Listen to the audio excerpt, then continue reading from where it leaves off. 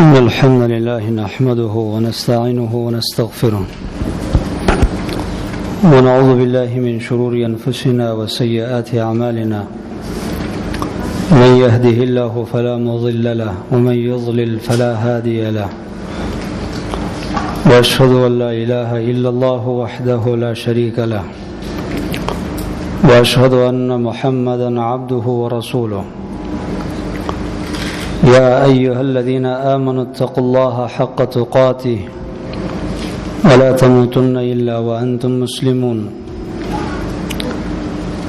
يا أيها الناس اتقوا ربكم الذي خلقكم من نفس واحدة وخلق منها زوجها وبث منهما رجالا كثيرا ونساء واتقوا الله الذي تساءلون به والأرحام إن الله كان عليكم رقيبا يا أيها الذين آمنوا اتقوا الله وقولوا قولا سديدا يصلح لكم أعمالكم ويغفر لكم ذنوبكم ومن يطع الله ورسوله فقد فاز فوزا عظيما أما بعد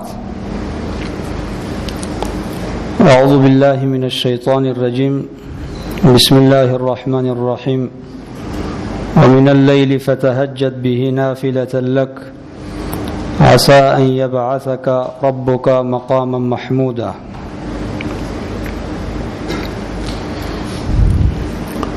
ایمان جس کی بہت سارے شاخیں ہیں اور شعبہ ہے، کچھ عقیدوی اور کچھ عملی. ایمان کی کچھ شعبہ وہ ہے جس کا تعلق انسان کے عقیدے سے ہے، اور کچھ شعبہ وہ ہے جس کا تعلق انسان کے عمل سے ہے. تو ایمان کی جو عملی شعبہ ہے ان میں سے ایک عظیم شعبہ ہے تہجد. تہجد کا مطلب ہے کہ ایک مسلمان مرد یا عورت رات بھی کچھ اللہ سبحانہ و تعالیٰ کو ٹائم دے دے، اپنے رب کو تھوڑا سا ٹائم دے دے جس میں وہ اللہ سبحانہ و تعالیٰ کی عبادت اور بندگی کر سکے. یہ ایمان کا ایک عظیم شعبہ ہے، اور قرآن کریم میں 10 بار سے زیادہ اس عمل کا ذکر ہے اور اس کی طرف ترغیب دلائی گئی ہے. احادیث کی طرف جائیں تو بہت ساری احادیث ہے جن میں نبی صلی اللہ علیہ وسلم نے تاکید فرمائی ہے اور رغبت دلائی ہے اور اس کے فوائد کا اپنی تذکرہ کیا ہے تاکہ مسلمانوں میں اس عمل کی رغبت پیدا ہو جائے. لیکن افسوس کی بات اور المیہ یہ ہے کہ ہماری زمانے میں جب مسلمانوں کے معاشرے میں اعلان ہو جائے کہ مثلا تہجد کے متعلق ایک درس ہوگا تو غالباً اکثریت مسلمانوں کے ذہن میں اس عمل کی کوئی اہمیت نہیں ہوگی. اکثر ہمارے مسلمانوں کا تصور اور فکر اوروں کی سوچ یہ ہوگی کہ تہجد یہ تو بس یہ ان لوگوں کا کام ہے جو بالکل فارغ البال فارغ الحال ہے، مساجد کے کونے میں بیٹھے ہوئے ہیں یا مدارس کے 4 دیواریوں میں بند ہے، یا کوئی بزرگ بابا ہوگا جس کی عمر 70 سال سے اوپر ہو، کوئی کام نہ کر سکے، اس کا کام ہے. جو سٹوڈنٹس ہے، جو ٹیچر ہے، ماسٹر ہے یا وزیر ہے، وہ گورنر ہے یا وہ کوئی جوان عورت ہے، خوبصورت عورت ہے، اپنی میک اپ چیک اپ میں مشغول ہے، اس کی جوانی کی زندگی ہے، یا عمر جوان ہے اس کا شوہر، یہ ان لوگوں کا کام نہیں ہے. اس لیے ہمارا کیا تعلق ہے تہجد کی نماز سے؟ یہ ایک مایوسی، ناامیدی میرے دل میں پیدا ہوتی ہے. واللہ اعلم اس میں خطا بھی ہو سکتا ہوں، لیکن دل میں جو علم ہے، جو میرے دل میں تکلیف ہے اپنے مسلمان بہن بھائیوں سے، وہ میں عرض کر رہا ہوں کہ ذاتی طور پر مجھے دکھ پہنچتا ہے ایک طرف اس عمل کی اہمیت کو میں دیکھتا ہوں شریعت کی روشنی میں، قرآن اور سنت کی روشنی میں، اور دوسری طرف مسلمانوں کا جو رویہ ہے اس عمل کے ساتھ، ایمان کے شعبے کے ساتھ، وہ یقیناً مایوس کن بات ہے، تکلیف دہ بات ہے۔ مجھے تکلیف ہوتی ہے اس بات سے، اس حال میں کہ یہ ایسا عمل ہے کہ اس کی جو اہمیت ہے وہ تو میں صحیح معنوں میں اجاگر نہیں کر سکتا، لیکن کچھ نہ کچھ روشنی ضرور انشاءاللہ اللہ سبحانہ و تعالیٰ کی توفیق سے ڈال دوں گا، تو آپ کو اندازہ ہوگا کہ عمل کس حد تک اہم ہے۔ یہ تو تہجد کی احکام، مسائل یا اس کی بہت سارے فضائل بیان کرنا مقصد نہیں ہے، وہ تفصیل طلب موضوع ہے۔ آج کے درس میں تہجد کے متعلق دو پہلو سے بات ہوگی، ایک تہجد کے فوائد اور دوسرا تہجد پڑھنے کے اسباب۔ فوائد اس لیے بتائیں گی تاکہ ہمارے ذہنوں میں کہنے والے کی اور سننے والوں کی دل دماغ میں اس عمل کی اہمیت اتر آئے اور ان کو پتہ چل جائے کہ عمل کتنا اہم ہے۔ انسان لالچی ہے، جب تک اس کو کسی عمل کی اہمیت کے بارے میں علم نہیں ہوتا وہ اس میں دلچسپی نہیں لیتا اور نہیں رکھتا۔ اور اسباب اس لیے کہ بہت سارے ہمارے ایسے مسلمان ہوں گے جو چاہتے ہوں تہجد کی نماز پڑھیں، ایسا نہیں ہے کہ معاشرہ بالکل نیک لوگوں سے خالی ہے، بہت سارے ایسے ہماری بزرگ، نوجوان، اسی طرح بہنیں، مائیں ہوں گے جو چاہتے ہوں کہ ہم تہجد کی نماز پڑھیں لیکن پڑھ نہیں سکتے۔ تو اسباب اس لیے بتایا جاتا ہے کہ اسباب اختیار کر کے یہ عمل ان کے لیے آسان ہو جائے۔ قرآن کریم میں اللہ سبحانہ و تعالی نے اہل ایمان کی ایک صفت یہ بتائی ہے، بلکہ اہل جنت کی، کانوا قلیلا من اللیل ما یہجعون وبالاسحار هم یستغفرون۔ پھر ہمارے دروس میں الحمدللہ صرف کسی ایک خاص موضوع تک باتیں نہیں رہتی، بلکہ آیات جن کا ذکر ہوتا ہے، احادیث، ان کا صحیح مفہوم اور ان کی صحیح وضاحت اور تفسیر بھی بیان ہوتی ہے بحمد اللہ تعالی۔ اللہ سبحانہ و تعالی کا شکر ہے۔ یہ سورۃ الذاریات کی جو آیات ہے اس میں اللہ سبحانہ و تعالی نے کہا ہے کہ متقی، ہم سب چاہتے ہیں کہ متقی بنیں، ہم سب چاہتے ہیں، کیونکہ تقوی کے بغیر انسان جنت نہیں پہنچ سکتا، جنت میں نہیں جا سکتا، جنت میں داخلہ حرام ہے اس شخص پر جس میں تقوی نہ ہو۔ تو اللہ عز و جل نے متقی کی ایک صفت ہی بتائی ہے کہ متقی جو جنت میں جائیں گے، دنیا کی زندگی میں ان کی ایک صفت یہ تھی، کانوا قلیلا من اللیل ما یہجعون، رات کو تھوڑی دیر سوتے تھے، رات کو کم سوتے تھے، وبالاسحار هم یستغفرون، اور سحری کے ٹائم وہ استغفار میں مشغول ہوتے تھے۔ اب اگر اس آیت کے ظاہر کو آپ دیکھیں اور اسی طرح پھر احادیث اور نبی صلی اللہ علیہ وسلم کی سیرت کا مطالعہ کریں تو پھر اس آیت کی سمجھ نہیں آتی کہ اللہ کے رسول تو رات کے آخری حصے میں تہجد کی نماز ادا کرتے تھے، اس حال میں کہ آپ امام المتقین ہے، متقین کا امام ہے، سردار ہے، اللہ کے رسول تو اکثراً غالباً بیشتر اوقات رات کی آخری حصے میں تہجد کی نماز ادا کرتے تھے۔ اور قرآن کی آیت بتاتی ہے کہ مومن اور متقی کی صفت یہ ہے کہ رات کو بہت کم سوتے ہیں۔ تو اگر سیرت کا صحیح مطالعہ کریں تو تفسیر کی سمجھ آتی ہے، پھر وہ یہ ہے کہ اللہ سبحانہ و تعالی نے کل رات کو یاد کیا ہے، اور رات کے ایک حصے کا اللہ نے ذکر نہیں کیا۔ اور رات کب سے داخل ہوتی ہے؟ جب ہم مغرب کی نماز پڑھتے ہیں رات داخل ہوتی ہے۔ تو مغرب کی نماز سے لے کر صبح صادق تک، جب تک نماز صبح کے لیے اذان دی جاتی ہے، اس ٹائم تک یہ رات ہے، یہ رات کا دورانیہ ہے۔ تو اس دورانیہ کو آپ دیکھیں سیرت کی روشنی میں اور صحابہ اکرام کے عمل کی روشنی میں، تو وہ کیا کرتے تھے؟ مغرب سے پہلے ذکر اذکار کرتے تھے۔ شام کی جو اذکار ہے، مغرب سے پہلے بہت سارے اذکار ہے، اللہم انت ربی، اللہم انی عبدک، اور اسبحنا، 5 اس طرح کے اسبحنا ذکر ہے۔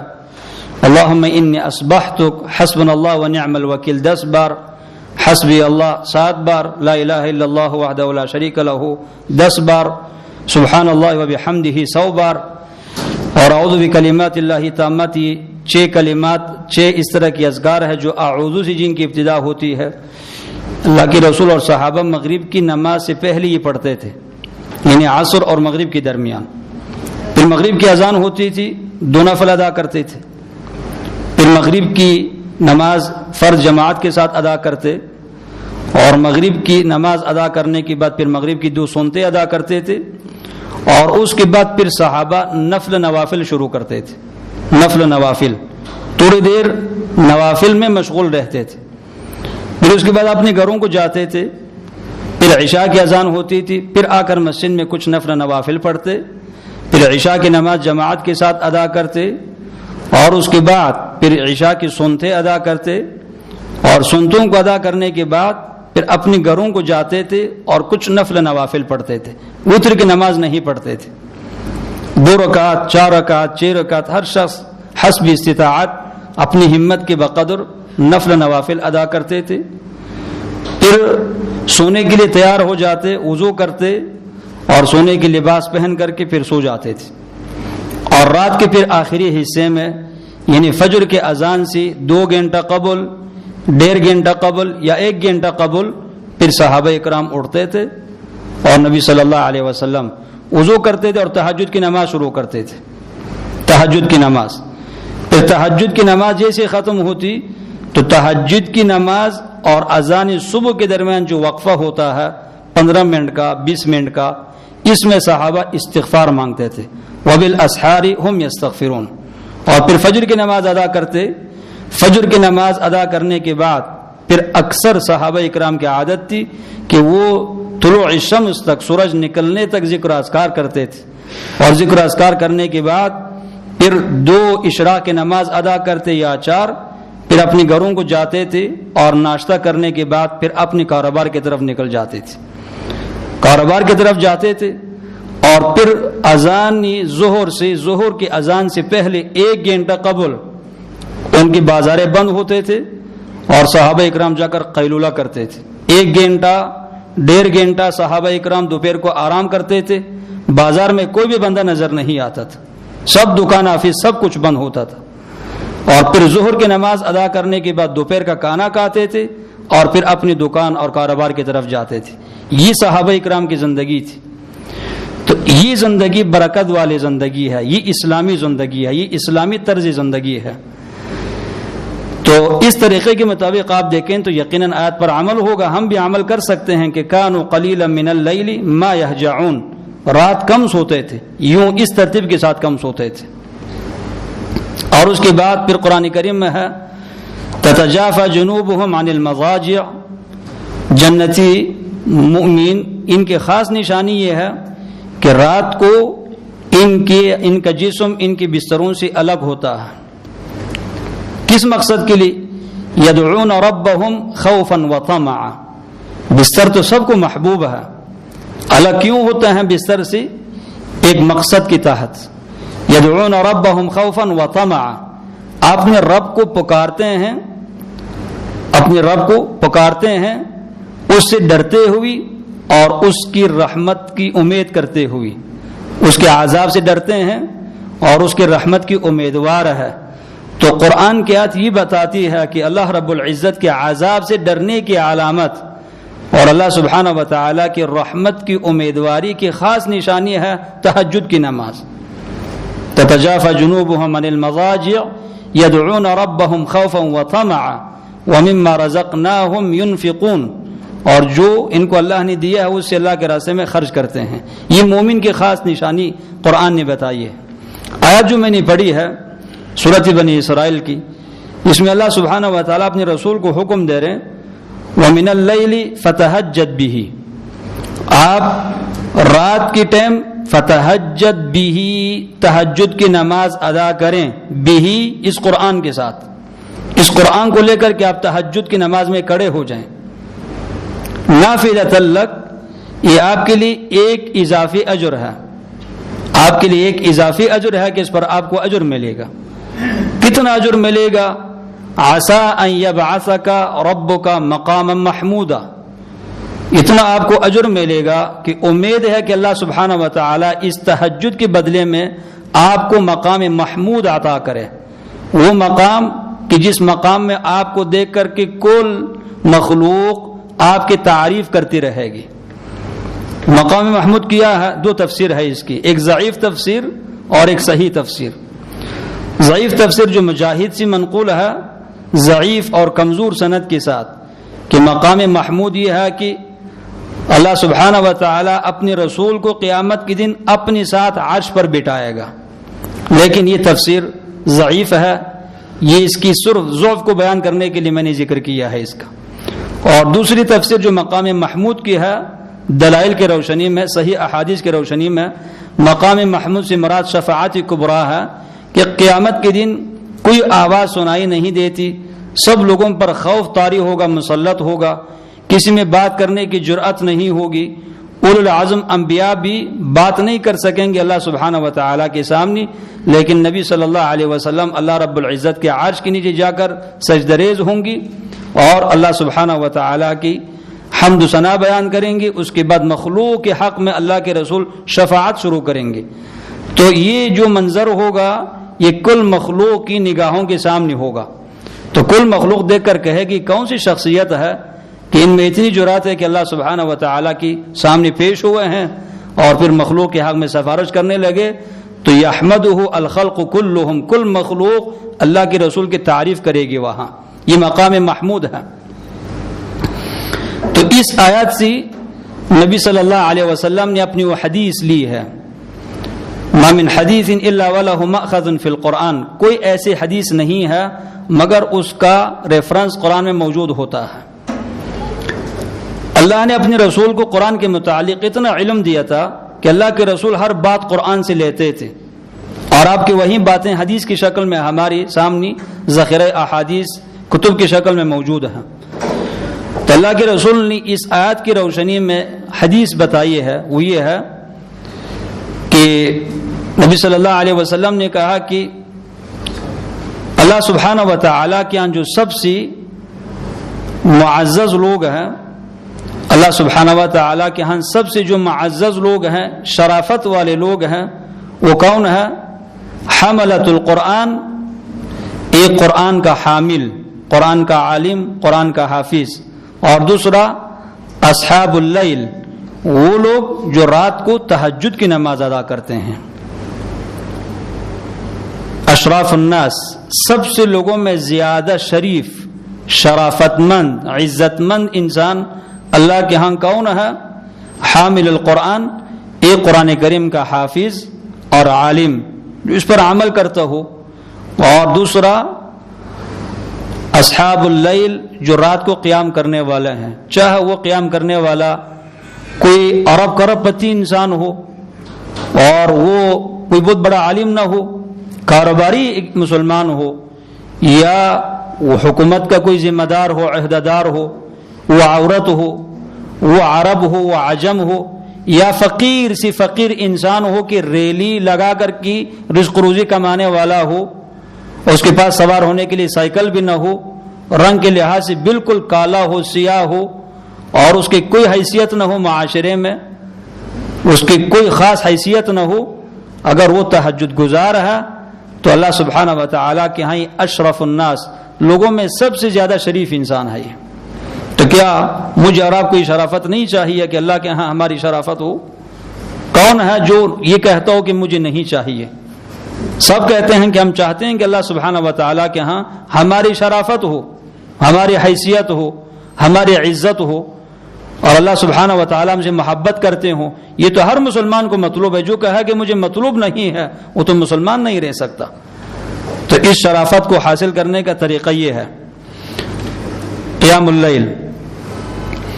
اور دوسری وہ معروف حدیث، جبریل نبی صلی اللہ علیہ وسلم کے پاس آ کر کہنے لگے یا محمد عیش ما شئت صلی اللہ علیہ وسلم فإنک میت، محمد آپ جتنی مرضی زندگی گزاریں، آپ کی عمر جتنی مرضی لمبی ہو جائے، ایک دن آپ کی موت آئے گی۔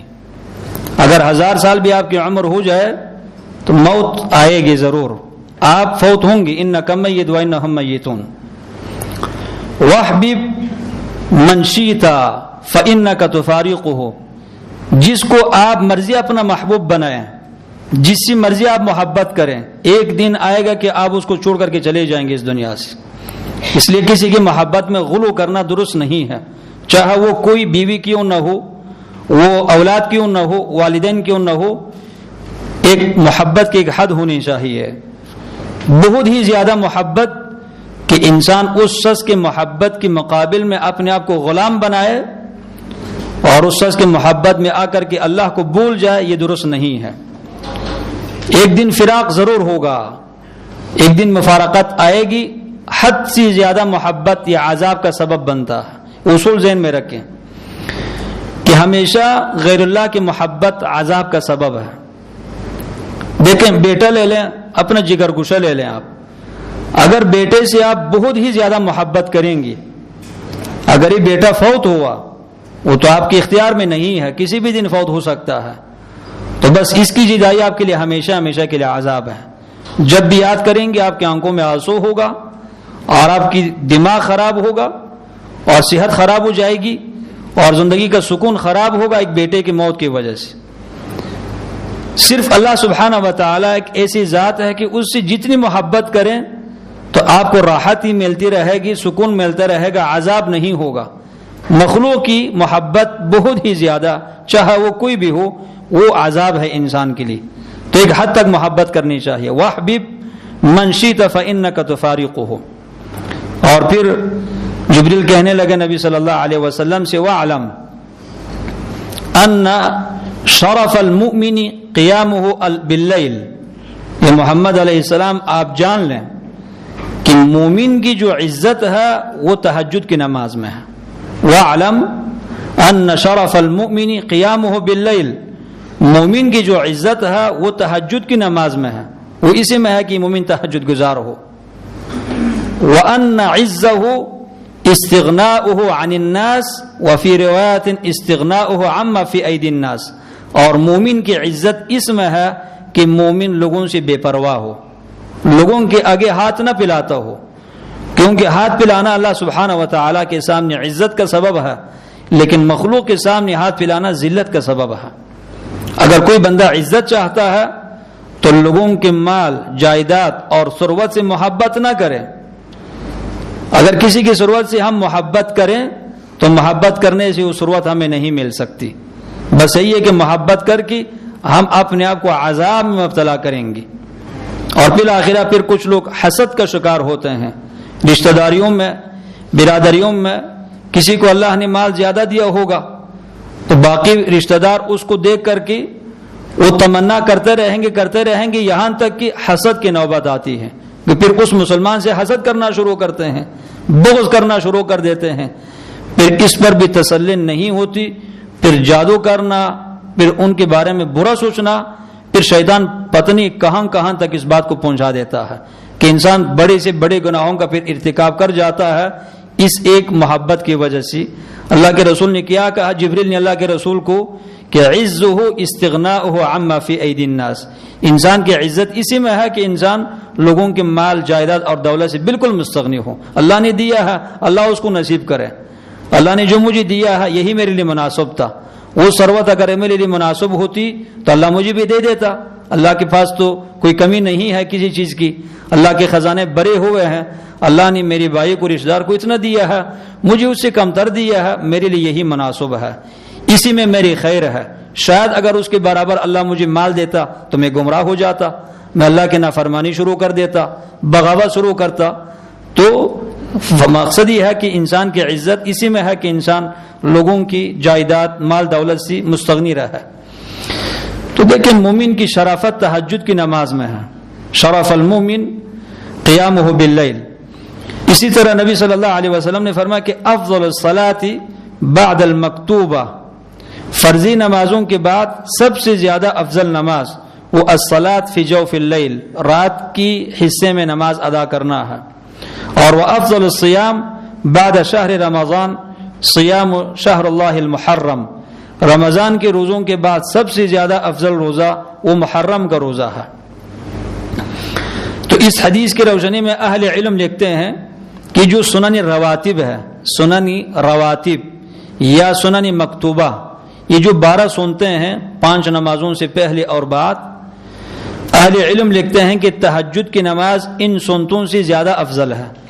تہجد کی نماز فرض نہیں ہے، مبالغہ نہیں کرنا، یہ مستحب ہے، سنت ہے، لیکن یہ سنن رواتب اور مؤکدہ سے زیادہ افضل ہے۔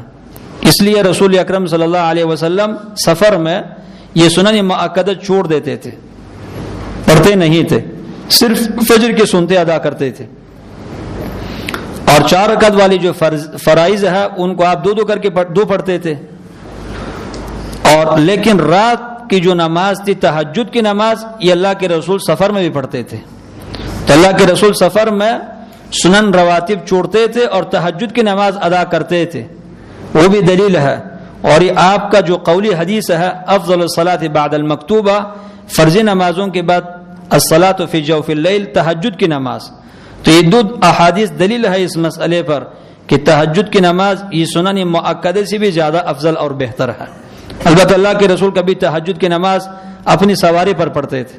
آپ گاڑی میں جا رہے ہیں، ہمارے اکثر مسلمان بیچارے بے خبر ہیں، اللہ سبحانہ و تعالی نے سہولت دی ہے، قیمتی گاڑی پر آپ سوار ہے، کیا مشکل ہے، ڈرائیور آپ کے ساتھ ہے، وہ گاڑی چلائے، آپ تہجد کی نماز پڑھتے جائیں، کیا مشکل ہے، ذکر اذکار کرتے رہیں، قرآن کی تلاوت کریں، کیا مشکل ہے، کچھ نہیں، سفر بھی ہوگا اور اللہ سبحانہ و تعالیٰ کی اس نعمت کا شکر بھی ادا ہوگا اور تہجد کی نماز بھی آپ پڑھیں گے۔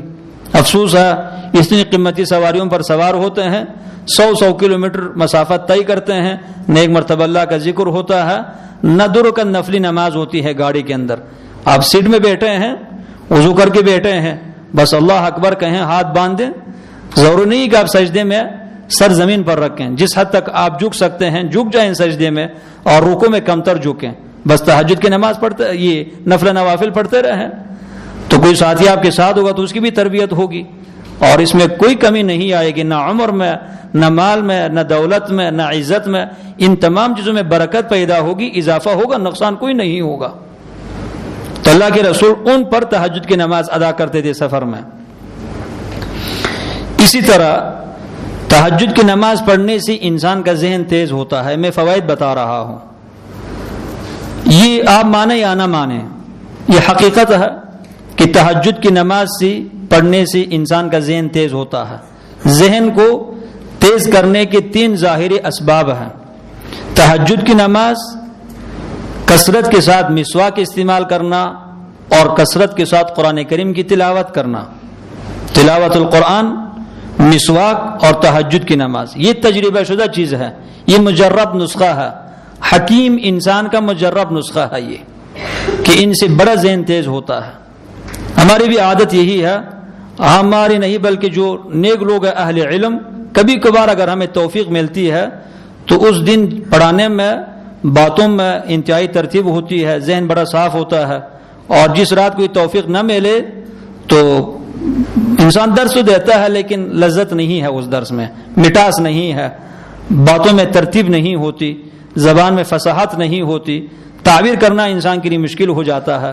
یہ ایک مجرب نسخہ ہے کہ تہجد پڑھنے سے انسان کا دل دماغ تیز ہوتا ہے، ذہن بڑا تیز ہوتا ہے، مسواک استعمال کرنے سے ذہن تیز ہوتا ہے، اور قرآن کریم کی تلاوت سے انسان کا ذہن تیز ہوتا ہے۔ یہ عبداللہ ابن عباس سے بھی قول منقول ہے، وہ بھی کہا کرتے تھے کہ کثرت التلاوہ، یہ تلاوت قرآن کریم کو کثرت کے ساتھ کرنا، اس سے حافظے کو بڑی قوت ملتی ہے، طاقت ملتی ہے، یہ بہترین ایک نسخہ ہے۔ اسی طرح ایک فائدہ تہجد کا یہ ہے کہ ہمارے اوپر اللہ سبحانہ و تعالیٰ کے بے شمار نعمتیں اور احسانات ہیں، اور نعمتوں کا جو تقاضا ہے وہ کیا ہے؟ شکر۔ ہر نعمت ہم سے شکر کا مطالبہ کرتی ہے کہ ہمیں اس کے مقابل میں شکر ادا کرنی چاہیے، اور شکر صرف زبانی شکر نہیں ہوتا، بلکہ شکریہ ادا کرنے کا بہترین طریقہ ہے تہجد گزاری۔ تہجد گزاری قرآن میں بھی یہ مسئلہ ذکر ہے، اس چیز کا ذکر ہے، اور حدیث میں بھی ذکر ہے۔ قرآن کریم میں سورۃ قصص میں وَمِن رَحْمَتِهِ جَعَلَ لَكُمُ اللَّيْلَ وَالنَّهَارَ لِتَسْكُنُوا فِيهِ وَلِتَبْتَغُوا مِن فَضْلِهِ وَلَعَلَّكُمْ تَشْكُرُونَ۔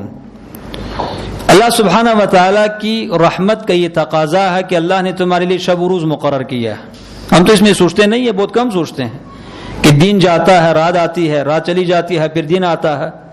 یہ اللہ رب العزت کی رحمت ہے۔ اللہ کے لیے بھی کوئی مشکل نہیں تھا کہ اللہ ہمیشہ ہمیشہ کے لیے رات ہی دنیا میں مسلط کر دیتا یا ہمیشہ ہمیشہ دن ہی ہوتا، کبھی رات نہ ہوتی۔ اللہ کے لیے کوئی مشکل تو نہیں تھا، لیکن اللہ نے دن اور رات، شب و روز جو ایک دوسرے کے مخالف ہے، اس نظام کو اللہ نے قائم کیا ہے۔ مقصد کیا ہے لِتَسْكُنُوا فِيهِ، ایک تو یہ کہ تم اس میں سکون ملے، اور دوسرا مقصد ہے وَلِتَبْتَغُوا مِن فَضْلِهِ، تاکہ تم رزق روزی تلاش کرو، اور تیسرا مقصد ہے لعلکم تشکرون، تاکہ تم اللہ کا شکر ادا کر لو۔ تو مفسرین کہتے ہیں لعلکم تشکرون اے لعلکم تعبدون فیہ ما ربکم، شکر کا مطلب ہے کہ تم ان دونوں میں اللہ سبحانہ و تعالیٰ کا شکر ادا کر لو۔ تو رات میں بھی اللہ نے رات مقرر کیا ہے شکر ادا کرنے کے لیے۔ اس لیے سلف کے عجیب و غریب اقوال آپ کو ملیں گی، عجیب و غریب اقوال، کہ سفیان ثوری رحمۃ اللہ علیہ کہا کرتے تھے کہ جب رات آتی ہے تو مجھے بڑی خوشی ہوتی ہے۔ یہ وہ لوگ ہیں کہ بلا شک و شبہ نیک بخت لوگ تھے، ان کی وفات سے 1000 سال ہو چکا ہے، 12 صدیاں ہو چکی ہے، لیکن ان کا نام ایسا زندہ ہے، ایسا لگتا ہے کہ جیسے فوت ہوئے نہیں ہیں۔ اور ہمارے قریب سے قریبی رشتہ دار 1 سال پہلے فوت ہوا ہوگا، سال میں 1 مرتبہ بھی ہم ان کا نام نہیں لیتے، اگرچہ وہ ارب کرب پتی ہوگا، اس کا کوئی نام نہیں لیتا۔ یہ نیک لوگ تھے، ابھی تک ان کا نام لیا جاتا ہے۔ تو اکثر میں اپنے ساتھیوں سے کہتا ہوں کہ ہمیں بھی عملی مسلمان بننی چاہیے کہ بعد میں آنے والی جو نسل ہے کسی بھی ایک نیکی میں ہماری مثال بھی دے سکے۔ کب تک ہم ہمیشہ صحابہ سلف اور اپنی اسلاف کی مثالیں دیتے رہیں گے؟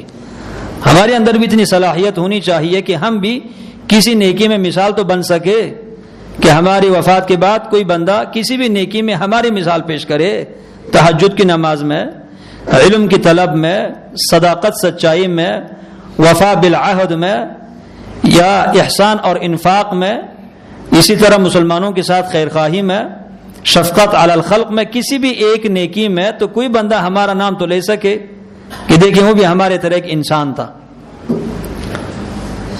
تو سفیان ثوری کہتے ہیں کہ جب رات آتی ہے تو مجھے بڑی خوشی ہوتی ہے، اور جب دین آتا ہے تو مجھے دکھ پہنچتا ہے۔ وجہ یہ ہے کہ جب رات آتی ہے تو ادخل علی ربی، میں اپنے رب پر داخل ہوتا ہوں، رب سے میرا تعلق جوڑ جاتا ہے، کوئی مجھے تنگ نہیں کرتا، کوئی پریشان نہیں کرتا، بس میں جانوں اور میرا رب جانے کہ میں نے رات کیسے گزارنی ہے۔ اور جب دن آتا ہے تو اس میں یدخل الناس علی، لوگ مجھ پر داخل ہوتے ہیں، مجھے تنگ کرتے رہتے ہیں، کوئی کہتے ہیں پڑھاؤ، کوئی کہتے ہیں مسئلہ بتاؤ، کوئی کچھ پوچھتا ہے، کوئی کچھ پوچھتا ہے، کوئی کہتے ہیں میرے مشکل ہے میرے ساتھ چلو۔ تو دین میں لوگ مجھ سے فائدہ اٹھاتے ہیں، مجھے تنگ کرتے رہتے ہیں، اور رات کو میں اپنے رب سے فائدہ اٹھاتا ہوں۔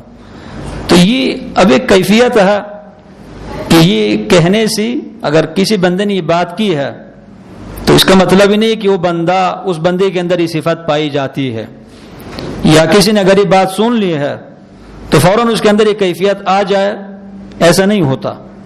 اس کے لیے محنت درکار ہے، زحمت، اپنی تصور کو بنانا اور اپنی دل دماغ کو اس چیز کے لیے تیار کرنا۔ اس لیے میں نے شروع میں کہا کہ کبھی ہمیں مایوسی، ناامیدی پیش ہوتی ہے کہ کسی مجمع میں جب اس طرح کی بات کی جائے تو اکثر لوگوں کی اس بات کی سمجھ نہیں آتی، اگرچہ یہاں آنے والے اور آنے والیوں کے متعلق میرے گمان نہیں ہے، الحمدللہ ہمارے یہاں جتنے بھی مسلمان آتے ہیں یہ خالص علم کی جذبے سے آتے ہیں، علم سیکھنے کے لیے آتے ہیں۔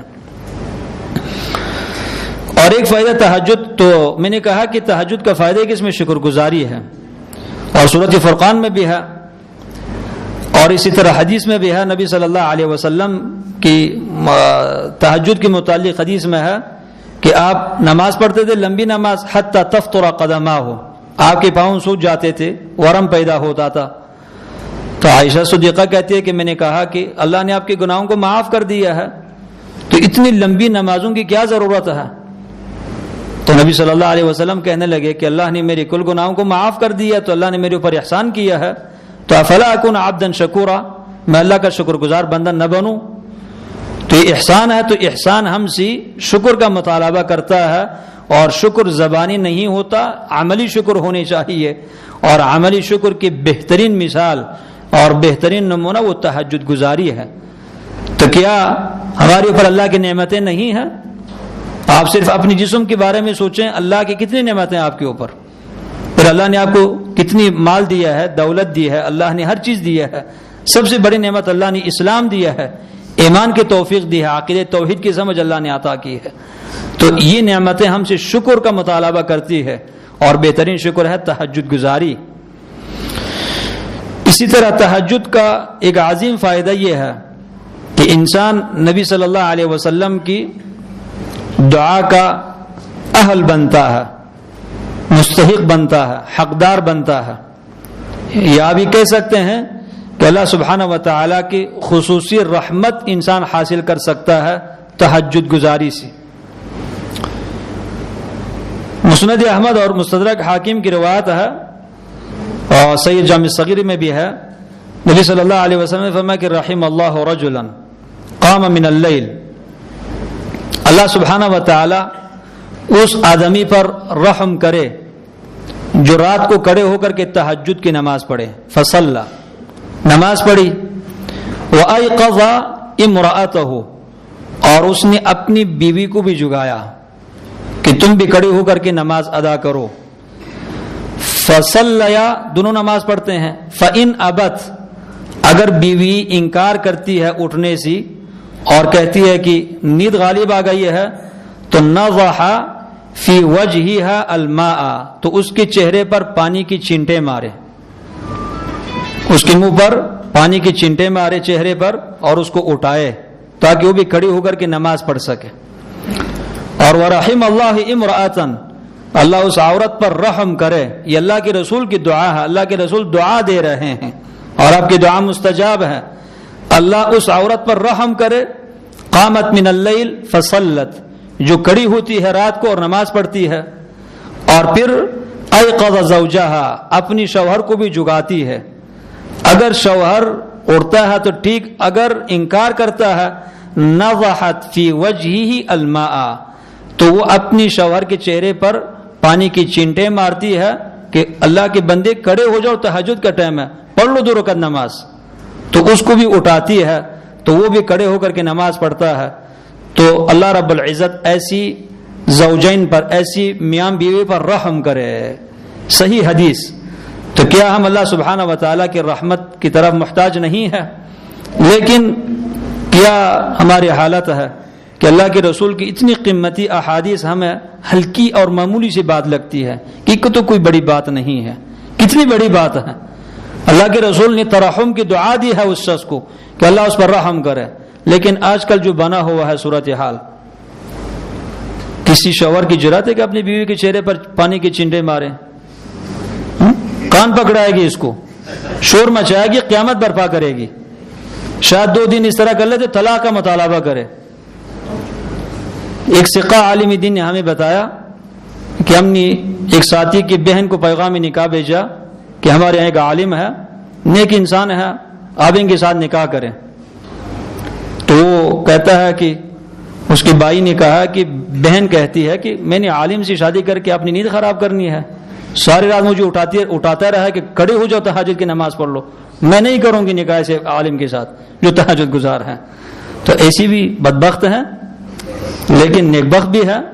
تو مطلب یہ ہے کہ جو ہماری صورتحال بنی ہوئی ہے والعیاذ باللہ من ذالک، یہ جو ہے نا، اگر 12 بجے اس کو کہیں کہ چلو ہوٹل چلتے ہیں تو کوئی پرابلم نہیں ہے، سیر کرنے کے لیے جائیں گے کوئی مسئلہ نہیں، 1 بجے آئیں گے کوئی مسئلہ نہیں، لیکن رات کے 9 بجے آپ سو جائیں اور 3 بجے اس کو اٹھائیں تو مشکل کام ہے۔ اسی طرح اگر کوئی عورت، یہ بھی اللہ کی جانب سے ایک آزمائش ہے، یہ نہیں ہے کہ سب نیک لوگوں کی بیویں نیک ہوتی ہیں، اور اس طرح جو غلط لوگ ہیں، جو دیندار مرد نہیں ہے، ان کی سب بیویاں غلط ہیں یا بری ہیں، ایسی بات نہیں ہے، یہ بھی اللہ کی طرف سے ایک آزمائش ہے۔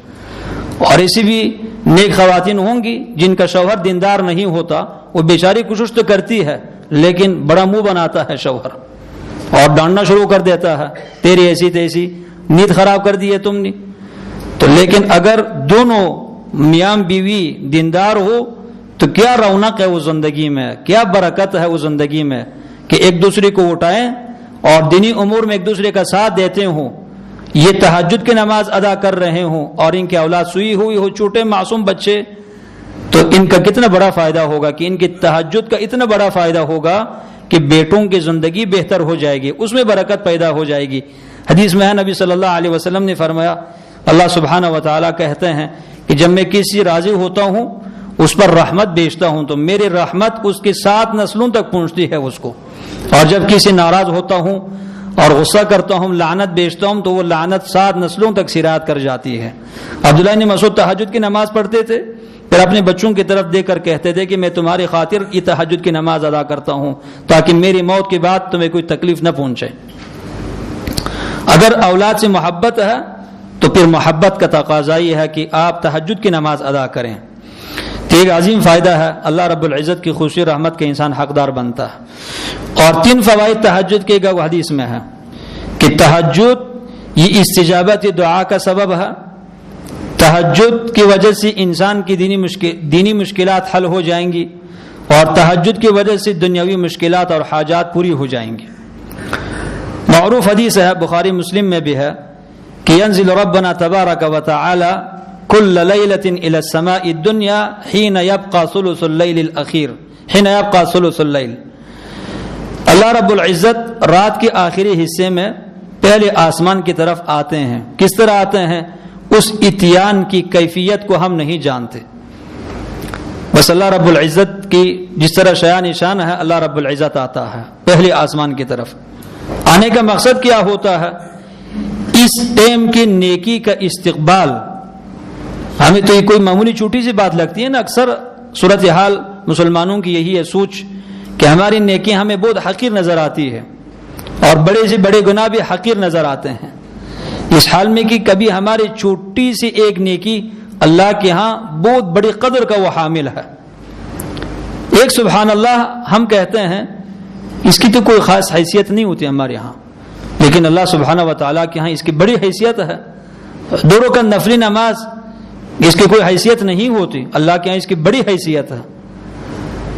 کوئی بھی نیکی، تو یہ نیکی اتنا عظیم ہے کہ اس کی استقبال کے لیے اللہ سبحانہ و تعالی عرش سے آسمان دنیا کی طرف آتے ہیں اور پھر اللہ آ کر کے اللہ سبحانہ و تعالی 3 آواز دیتے ہیں اور ایک روایت میں 4 آواز ہے. ایک آواز ہی اللہ کی جانب سے آتی ہے، من یدعونی فاستجیب لہ، کون دعا پکارتا ہے مجھے، دعا مانگتا ہے کہ اس کی دعا کو میں قبول کروں. من یسألنی فاعطیہ، کون مجھ سے سوال کرتا ہے کہ میں اس کو دے دوں. من یستغفرنی فاغفر لہ، کون بخشش کی دعا بخشش مانگتا ہے، استغفار، کہ میں اس کے گناہ کو معاف کر دوں. اور ایک روایت میں یہ ہے کہ من یقرضنی غیر معدوم ولا ظلوم، کون قرض دیتا ہے ایسی ذات کو جو نہ فقیر ہے نہ ظالم ہے. یعنی انفاق کی طرف اللہ سبحانہ و تعالی حکم دیتا ہے کہ میں تمہیں کہہ رہا ہوں کہ مال خرچ کر لو میرے راستے میں، نہ میں فقیر ہوں جیسے کہ یہود کا عقیدہ ہے، اور نہ میں ظالم ہوں کہ میں تمہارا سارا مال تم سے چھین لینا چاہتا ہوں، بلکہ یہ تمہاری خیر ہے، اس میں تمہاری بلائی کی خاطر میں یہ تم سے کہہ رہا ہوں کہ میں یقرضنی غیر معدوم ولا ظلوم، جو کون مجھے قرض دیتا ہے کہ میں نہ فقیر ہوں اور نہ ظالم ہوں. تو اس حدیث میں 4 چیزیں ہیں. ایک تو من یدعونی اور دوسرا من یسألونی. دعا اور سوال میں فرق ہے، علمی فرق ہے، اس میں آسان بھی ہے مشکل نہیں ہے. دعا کا تعلق یہ دینی امور سے ہے، دینی حاجات سے. ہم اللہ سبحانہ و تعالیٰ کے سامنے ہاتھ پھیلاتے ہیں کہ اللہ مجھے ہدایت دے دے، اور ہدایت کا جو آخری درجہ ہے اس تک مجھے پہنچا دے. ہدایت کی جتنی مراتب ہے 10 مراتب ہے ہدایت کا، تو جس کا آخری درجہ ہے وہ جنت ہے. یہدیہم ربہم بایمانہم جنات تجری من تحتہا الانہار. جنت یہ ایمان کا آخری درجہ ہے. ایمان ایک یہ ہے، ایک ایمان ہدایت کا درجہ کہ جب قرآن کریم کی تلاوت کی جائے تو تقشعر منہ جلود الذین یخشون ربہم ثم تلین جلودہم وقلوبہم الی ذکر اللہ. جیسے قرآن کی تلاوت ہو جائے تو انسان کا جلد بھی نرم ہو جائے، دل بھی نرم پڑ جائے اور رونگٹے کڑے ہو جائیں. یہ ہدایت ہے. اللہ نے آخر میں فرمایا کہ ذالک ھدی اللہ یہدی بہ من یشاء من عبادہ. یہ ہر بندے کو نہیں ملتی یہ ہدایت، یہ اللہ کی جانب سے ایک ہدایت ہے، اللہ دیتا ہے جس کو چاہتا ہے. یہ ہدایت ہے. اب دیکھیں ہم اس ہدایت سے محروم ہیں بلا شک و شبہ کہ جب بھی قرآن کی تلاوت کی جائے ہمارے رونگٹے کڑے ہو جائیں، جلد نرم پڑ جائے، دل بھی نرم پڑ جائے اور ہماری کیفیت چینج ہو جائے. اس ہدایت سے کبھی کبھار ملتی، ہمیشہ نہیں ملتی. یہ ہدایت ہے اور یہ مسلمان کا مقصود ہے. مسلمان اسی تلاش میں ہے. اس لیے کہتے ہیں کہ قتال کبھی ہے، جہاد ہمیشہ کے لیے ہے. تو جدوجہد کرنے سے انسان کو یہ مقام مل سکتا ہے. تو غرض یہ ہے کہ اللہ سے ہم ہدایت مانگتے ہیں. ہم کہتے ہیں اللہ رب العزت ہمیں نماز میں خشوع کرنے کی توفیق عطا فرما. مثلا ہم دعا مانگتے ہیں کہ اللہ ہمارے ایمان میں اضافہ فرما. میرا جو ہے نا یہ ایک دینی مسئلہ ہے، اس کو حل فرما. ایک دینی پرابلم ہے، مجھے سمجھ نہیں آ رہی کہ حق کس طرف ہے، باطل کس طرف ہے. اس میں جو حق ہے اس کی طرف میرے رہنمائی فرما. یہ دعا ہے، اس کو دعا کہا جاتا ہے. من یدعونی فاستجیب لہ. اور ایک سوال ہے، سوال یہ ہے کہ ہم اللہ سے رزق روزی مانگیں کہ اللہ مجھے اچھی صحت دے دے، اچھی رزق روزی دے دے. اور اس طرح جو دنیا سے متعلقہ جو امور ہے وہ جب ہم اللہ سے مانگتے ہیں تو وہ سوال ہے. تو تہجد کے ٹائم اللہ کہتا ہے کہ کون مجھ سے اپنی دینی حاجات چاہتا ہے کہ میں اس کے حاجات کو پوری کر لوں. کون مجھ سے دنیا مانگتا ہے کہ میں اس کو دنیا دے دوں. اور اکثر مسلمان کہتے ہیں کہ ہمیں حق و باطل کی سمجھ نہیں آتی. وہاں چلی جاتے ہیں تو وہ بھی قرآن کے آتے پڑھ پڑھ کر سناتے ہیں. اس مسجد میں چلے جاتے ہیں کہ یہاں کے مولوی صاحب بھی قرآن کے آتے پڑھ پڑھ کر سناتے ہیں. تو پتہ نہیں کنفیوژن ہے کہ ہم کہاں حق تلاش کریں، کون حق پر ہے.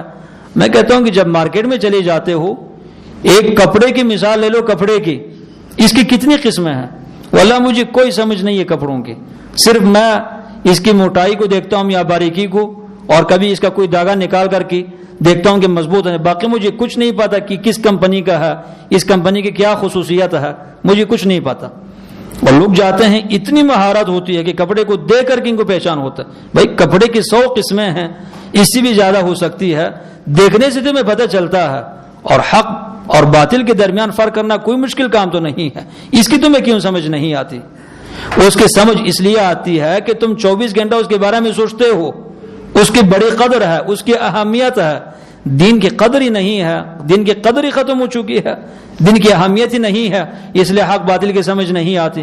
کوئی مسلمان کا ہے کہ مجھے حق اور باطل کی سمجھ نہیں آتی، اس نے اسلام کو بدنام کیا، اسلام کے حق میں توہین کیا ہے. اس نے اللہ سبحانہ و تعالی نے قرآن کا ایک نام رکھا ہے فرقان. وانزل الفرقان، ایسی کتاب جو حق اور باطل کے درمیان فرق کرتی ہے. اور قرآن بھیجنے کا مقصد بھی یہی ہے. بل نقذف بالحق علی الباطل فیدمغہ. حق کا کام ہے باطل کی دماغ کو توڑ دینا، اس کو نیست و نابود کرنا. تو کیسی بات ہے کہ قرآن موجود اور آپ کو حق کی سمجھ نہیں آتی. حق کہاں ہے، باطل کہاں ہے؟ تو حق سمجھ آنے کا بہترین ایک طریقہ ہے تہجد کی نماز. تہجد کی نماز ادا کریں اور اس کے بعد دعا کے آداب کا خیال کرتے ہوئے خلوص دل کے ساتھ اللہ سبحانہ و تعالیٰ کے حمد و ثنا، نبی صلی اللہ علیہ وسلم پر درود پڑھیں اور گناہوں سے بخشش طلب کریں. اور اس کے بعد اللہ سے کہیں کہ یا رب اس مسئلے میں الجھن ہے، میں شک میں مبتلا ہوں کہ حق کہاں ہے، باطل کہاں ہے. تو جس طرف حق ہے میرے دل کو اس طرف پھیر دے، میرے دل کو اس طرف مائل کر دے. آپ دیکھیں گے کیسی ہدایت ہوتی ہے. ہم اللہ سے ہدایت مانگتے نہیں ہیں، صرف اللہ سے پانی روٹی مانگتے ہیں بس. اللہ سے ہدایت طلب کریں، اللہ کیسی ہدایت دیتا ہے. تصور سے بالاتر اللہ ہدایت دے دیتا ہے انسان کو. اور پھر من یستغفرنی فاغفر له. کتنی گناہ ہے، بے شمار گناہ ہے، ہماری بے شمار غلطیاں ہیں. یہ فتن کا دور ہے. آپ اگر سوچیں ہماری زبان سے کتنا گناہ سرزد ہوتا ہے روزانہ، ہمارے آنکھوں سے، کان سے، ہاتھ سے، دل دماغ اور سوچ سے بے شمار گناہ. بخشش کی دعا اللہ نے سکھائی ہے نبی صلی اللہ علیہ وسلم نے، اور بخشش کے اوقات اللہ نے مقرر کیا ہے. اللہ سے بخشش مانگے، اللہ معاف کر دیتا ہے. دیکھیں ہر فائدہ دنیا اور مافیا سے بہتر ہے کہ تہجد کی نماز میں دعا قبول ہوتی ہے اور سوال جو بھی کریں اللہ رب العزت دے دیتا ہے. اللہ سے جو مرضی مانگیں، قیود اور شرائط کے ساتھ مانگیں، اللہ دے دیتا ہے. شرط لگائیں، اپنی اس جو آپ کا مطلوب ہے اس کی قیود اللہ کو بتائیں کہ مجھے یہ چیز ان شرائط کے ساتھ چاہیے. آپ دیکھیں کہ اللہ کیسے دیتا ہے. اللہ دیتا ہے، سب کچھ دیتا ہے، اللہ کے خزانوں میں کوئی کمی نہیں، لیکن ہمیں مانگنے کا طریقہ نہیں آتا اور اس اجابت کے اوقات ہم تلاش نہیں کرتے. اسی طرح تہجد کی 4 فوائد ایک اور حدیث میں نبی صلی اللہ علیہ وسلم نے ذکر کیا ہے. علیکم بقیام اللیل فإنہ دأب الصالحین قبلکم، اور اسی طرح ومقربۃ الی ربکم ومنہاۃ عن الإثم وتکفیر للسیئات وفی روایت ومطردۃ للداء عن الجسد. 5 فوائد اللہ کے رسول نے تہجد کے ایک حدیث میں بتائی ہے. 5 فوائد. علیکم بقیام اللیل، تم قیام اللیل کو لازم پکڑ لو، یعنی قیام اللیل کیا کرو، تہجد کی نماز ادا کیا کرو. کیوں؟ فَإِنَّهُ دَأْبُ الصَّالِحِينَ قَبْلَكُمْ، اس لیے کہ تم سے پہلے جتنے بھی نیک لوگ گزر چکے ہیں ان سب کی عادت رہی ہے تہجد گزاری. دنیا میں ایسا کوئی نیک گزرا نہیں ہے کہ جو تہجد گزار نہ ہو. اور اکثر میں کہتا ہوں کہ میں نہیں مانتا کہ ایک بندہ نیک ہو اور تہجد گزار نہ ہو، اور اس کا یہ مطلب بھی نہیں کہ ہر تہجد گزار نیک ہے، اس کا مطلب بھی نہیں ہے. تہجد گزار ایسا ہوتا ہے جو ریاکار ہوگا. جیسے آپ کو مساجد میں چلے جائیں، ایسی بزرگ آپ کو نظر آئیں گی 80 سالوں کی عمر ہوگی، اور پوچھیں تو وہ آپ کو یہی جواب ملے گا کہ 40 سال سے میں تہجد کی نماز پڑھ رہا ہوں. لیکن 2 منٹ بیٹھیں، ایسا برا اخلاق ہوگا، یا مسجد کے جو نمازی ہے ان سے بیٹھیں تو سب اس بندے سے شکایت کرتے ہوں گے، سب کی شکایتیں ہوں گی اس بابا جی سے، سب مسجد والے اس بابا سے تنگ ہیں. 40 سال تہجد کی نماز اور بد اخلاقی، اس حال میں کہ اللہ کی عبادت سے انسان پھول کا ایک گلدستہ بنتا ہے، انسان پھلدار درخت بنتا ہے اللہ کی عبادت سے. اللہ کا رنگ انسان کے اوپر چڑھ جاتا ہے. صبغۃ اللہ ومن احسن من اللہ صبغہ ونحن لہ عابدون. اللہ کی عبادت میں ایک رنگ ہوتا ہے، وہ رنگ انسان پر ظاہر ہونا شروع ہوتا ہے، انسان کی شکل میں وہ رنگ نظر آتا ہے، انسان کے کردار میں، افعال میں، اس کی باتوں میں، اس کے معاملات میں وہ رنگ نظر آنا شروع ہوتا ہے. کس طرح 40 سال نے سے تہجد کی نماز پڑھی اور اس میں عبادت کا کوئی رنگ نظر نہیں آتا، اس کے اخلاق میں کوئی بہتری نہیں آئی، یہ دلیل ہے کہ خلل ہے، یہ دلیل ہے کہ عبادت میں خلوص نہیں ہے، عبادت میں خلوص نہیں ہے، عبادت سنت کے مطابق نہیں ہے، عبادت کرنے والے کی نیت ٹھیک نہیں ہے، درست نہیں ہے. لیکن میں نے یہ کہا، عرض یہ کی کہ ہر تہجد گزار نیک نہیں ہوتا، لیکن کوئی بندہ تہجد کے بغیر کامل نیک بھی نہیں ہو سکتا. فَإِنَّهُ دَأْبُ الصَّالِحِينَ قَبْلَكُمْ. اور دوسرا فائدہ وَمَقْرُبَةٌ إِلَىٰ رَبِّكُمْ وَفِي رِوَایَةٍ وَقُرْبَةٌ إِلَى اللَّهِ تَعَالَى. یہ اللہ تعالیٰ کے تقرب کا سب سے بڑا ذریعہ ہے. کہ آپ نہیں چاہتے اللہ کا تقرب، میں نہیں چاہتا کہ ہم اللہ رب العزت کے قریب جا کر پہنچیں، اللہ کا قرب ہمیں حاصل ہو جائے، ہم اللہ کا مقرب بندہ بنیں.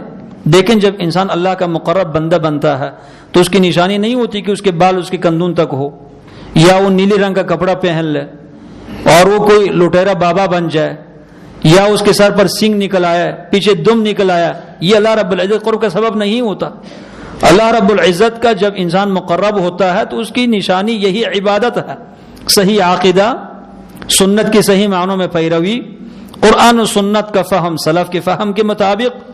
اسی طرح ان عبادات کا خیال کرنا، تقوی، اللہ سبحانہ و تعالیٰ کی خشیت کا ہر حال میں خیال کرنا، یہ اللہ سبحانہ و تعالیٰ قرب کا سبب ہے. مولائیوں نے لوگوں کو عوام کو یہ سوچ دی ہے کہ بھائی جب بھی ہم اللہ کا مقرب بندہ کہتے ہیں تو مقرب بندے سے مراد وہ انسان ہوگا جو منبر پر ہوگا، محراب میں ہوگا، یا اس کے ہاتھ میں 1 میٹر کا تسبیح ہوگا، یا وہ کوئی ملنگ چلنگ ہوگا. اعوذ باللہ. وہ جو ملنگ ہے تم کبھی کہو کہ یہ میرا دوست ہے؟ وہ جو ملنگ ہے، پاگل، جس کا دماغ خراب ہو چکا ہے، لوگوں سے مانگتا ہے، تم کبھی کہو کہ اس کے ساتھ میری یاری ہے، دوستی ہے؟ اس کو اپنی گاڑی کی سیٹ میں بٹھا لو، کسی شادی کی محفل میں لے جاؤ، تم اس کو اپنی ساتھ دوست نہیں بنانا چاہتے ہو، اللہ کے حق میں گستاخی کرتے ہو۔ اللہ کے اولیاء اسی طرح ہوتے ہیں، ذلت کے مارے لوگوں سے مانگتے ہیں اور کسی بھی چیز کا خیال نہیں کرتے، بدماش بنے ہوئے ہیں اور عبادت کی شکل میں لوگوں کو دھوکہ دینا چاہتے ہیں۔ یہ نیک ہے، یہ اللہ کے دوست ہے، یہ تو شیطان کے اولیاء ہے۔ تو بہت سارے عوام کی سوچی ہے کہ یہ اللہ کے دوست ہیں، والعیاذ باللہ من ذالک۔ دن میں کوئی ملنگی چلنگی نہیں ہوتا۔ مسلمان اللہ کا دوست انتہائی پاک ہوتا ہے، صاف ہوتا ہے، عقل مند ہوتا ہے، ہوشیار ہوتا ہے، وہ غیرت مند ہوتا ہے، دلیر اور جسور ہوتا ہے، وہ ایسا بزدل جبون نہیں ہوتا۔ تو غرض یہ کہ اللہ سبحانہ و تعالیٰ کے مقرب بننے کا طریقہ ہے تہجد۔ اور تیسرا فائدہ، منہات عن الاسم، گناہوں سے روکتی ہے یہ تہجد کی نماز۔ تہجد کی نماز گناہوں سے روکتی ہے۔ ایک صحابی نے کہا اللہ کے رسول، ایک شخص ہے جو نماز بھی پڑھتا ہے اور وہ چوری بھی کرتا ہے دن کو۔ نبی صلی اللہ علیہ وسلم نے فرمایا کہ ایک دن آئے گا کہ اس کی نمازیں اس کو چوری سے روک دیں گی۔ ایک دن ایسا آئے گا کہ تہجد کی نماز اس کو روک دے گی چوری کرنے سے۔ ایسا ہی ہوا۔ ہر نماز انسان کو گناہوں سے روکتی ہے، پھر خصوصاً تہجد کی نماز۔ منہات عن الاسم، ایک بندہ جو ایک گھنٹہ اپنی قیمتی ٹائم اللہ سبحانہ و تعالیٰ کو دیتا ہو، کیا یہ گناہوں سے نہیں روکتا؟ یقیناً روک سکتا ہے۔ اور چوتھا فائدہ، وتکفیر للسیئات، تہجد کی نماز کی وجہ سے گناہ معاف ہوتے ہیں۔ ایسے اللہ سبحانہ و تعالیٰ معاف کر دیتا ہے بہت سارے گناہوں کو تہجد کی نماز کے بدلے میں۔ اور وہ دوسری روایت میں ہے وَمَطْرَدَةٌ لِلدَّاءِ عَنِ الْجَسَدِ، تہجد کی نماز جسم کی بہت ساری بیماریوں کو ختم کر دیتی ہے۔ یہ ڈاکٹر کہتے ہیں کہ بس ورزش کر لو، بھاگو، ریس لگاؤ، دوڑ لگاؤ، یہ اچھی بات ہے، لیکن سب لوگ تو نہیں کر سکتے۔ جن کی 80 سال عمر ہے، 90 سال عمر ہے، یا خواتین ہیں، بوڑھی ہیں، کمزور ہیں، کر تو نہیں سکتی بھاگ دوڑ پارکوں میں جا کر کے۔ تو یہ نماز کو ورزش نہ سمجھنا، لیکن ضمناً یہ ایک ورزش بھی ہے، یہ انسان کی صحت کے لیے ایک ورزش بھی ہے۔ مثلا جو مسلمان اطباء ہے، سجدے کے فوائد لکھتے ہیں کہ ماتھے کو زمین پر رکھنا، اس کی کتنی فوائد ہے، کتنی انسان کی صحت اس سے اچھی ہو جاتی ہے۔ رکوع کرنے سے، قیام کرنے سے، سجدہ کرنے سے، تشہد میں بیٹھنے سے یہ بہت سارے بیماریاں ختم ہو جاتی ہیں۔ میں کہتا ہوں واللہ العظیم، اگر ہمارے مسلمان تہجد کی نماز شروع کریں تو اکثر آپ کے ڈاکٹر جو اس وقت 2-2 ہزار فیس لے رہے ہیں، یہ 500 روپے فیس لینا شروع کر دیں گے، بیماریاں ختم ہو جائیں گی۔ کیا بیماری ہے؟ شوگر۔ کیا بیماری ہے؟ Blood pressure. کیا بیماری ہے؟ کولیسٹرول۔ کیا مسئلہ ہے آپ کو؟ مسئلہ یہی ہے کہ بس ہم صبح اٹھتے ہیں 11 بجے کو اور پھر جاگے رہتے ہیں 2 بجے تک، اور اسی طرح جو مشہور دکانیں ہیں سردیوں کے موسم میں، مچھلیوں کی دکان، میں نے خود دیکھا، میرا اپنی آنکھوں کی مشاہد ہے، 1 بجے کی رات کو 100 لوگوں کی لائنیں لگی ہوتی ہے دکانوں پر۔ کیا کرتے ہیں؟ مچھلی لا کر کے کھاتے ہیں اور اس کے بعد سو جاتے ہیں۔ کب تک سوتے رہیں گی؟ صبح 10 بجے تک۔ تو تمہیں موت نہیں آئی، اللہ کا شکر ادا کر لو، موت آنے چاہیے تھی تمہاری۔ تو اللہ کے رسول کہہ رہے ہیں کہ تہجد کی نماز مطردۃ للداء عن الجسد، تہجد پڑھنے سے یہ کیا ہوتا ہے؟ بیماریاں ختم ہو جاتی ہیں۔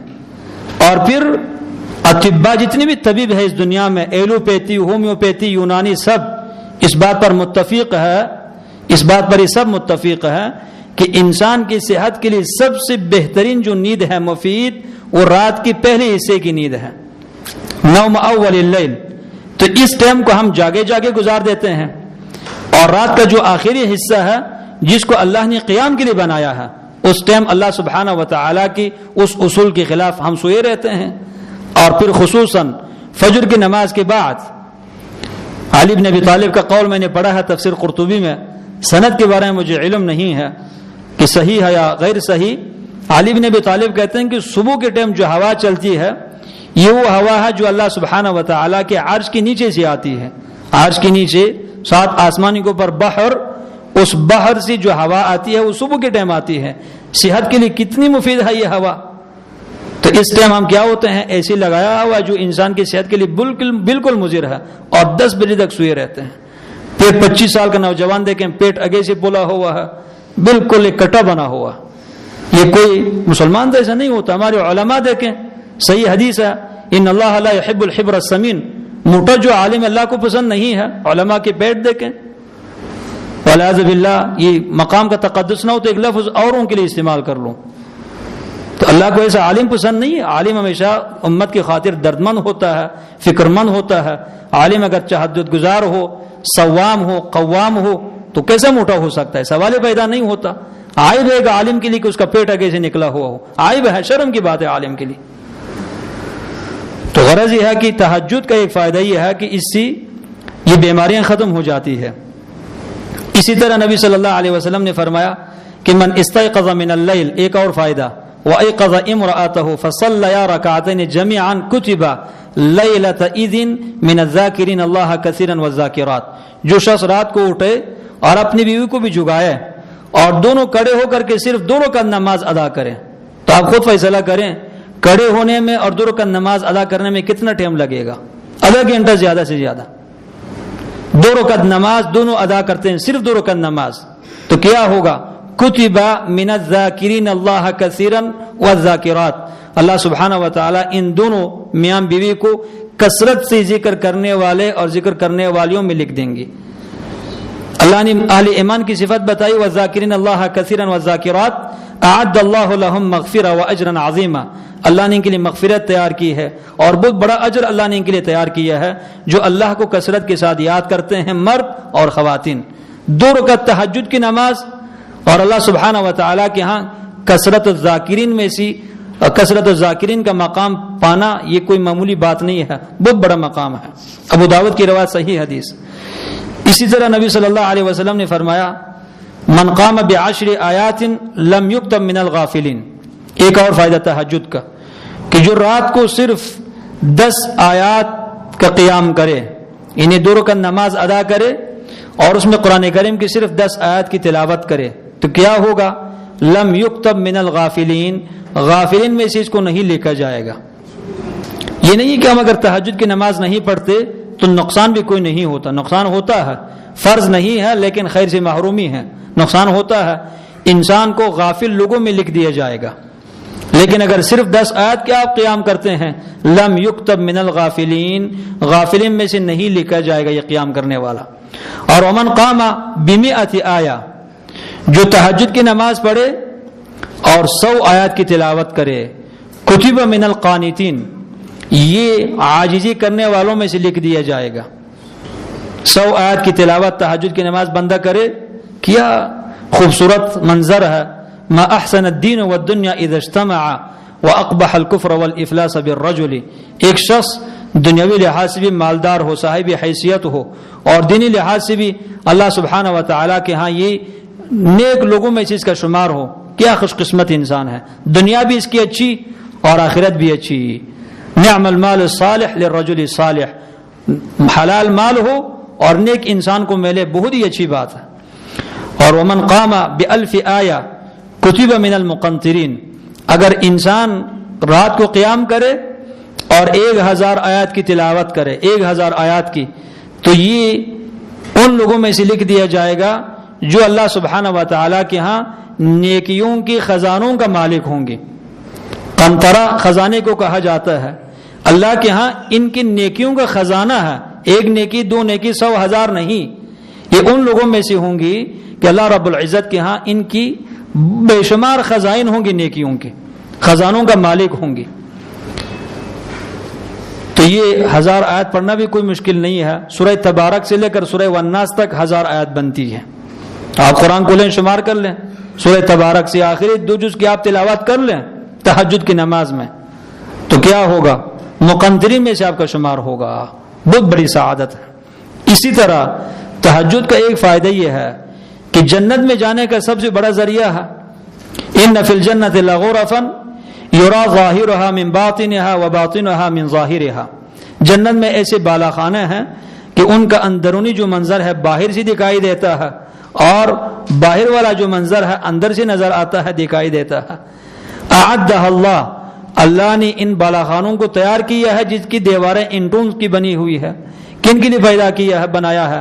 لمن الان الکلام واطعم الطعام، جو گفتگو نرمی کے ساتھ کرے اخلاق اس کا اچھا ہو، رویہ لوگوں کے ساتھ، اور وَأَطْعَمَ الطَّعَامَ مساکین کو کھانا کھلاتا ہو، مساکین کو کھانا کھلاتا ہو، اور وَأَدَامَ الصِّيَامَ وَفِي رِوَایَةٍ وَتَابَعَ الصِّيَامَ، اور روزہ بھی ہمیشہ رکھتا ہو۔ کیا مطلب ہمیشہ روزہ رکھنے کا؟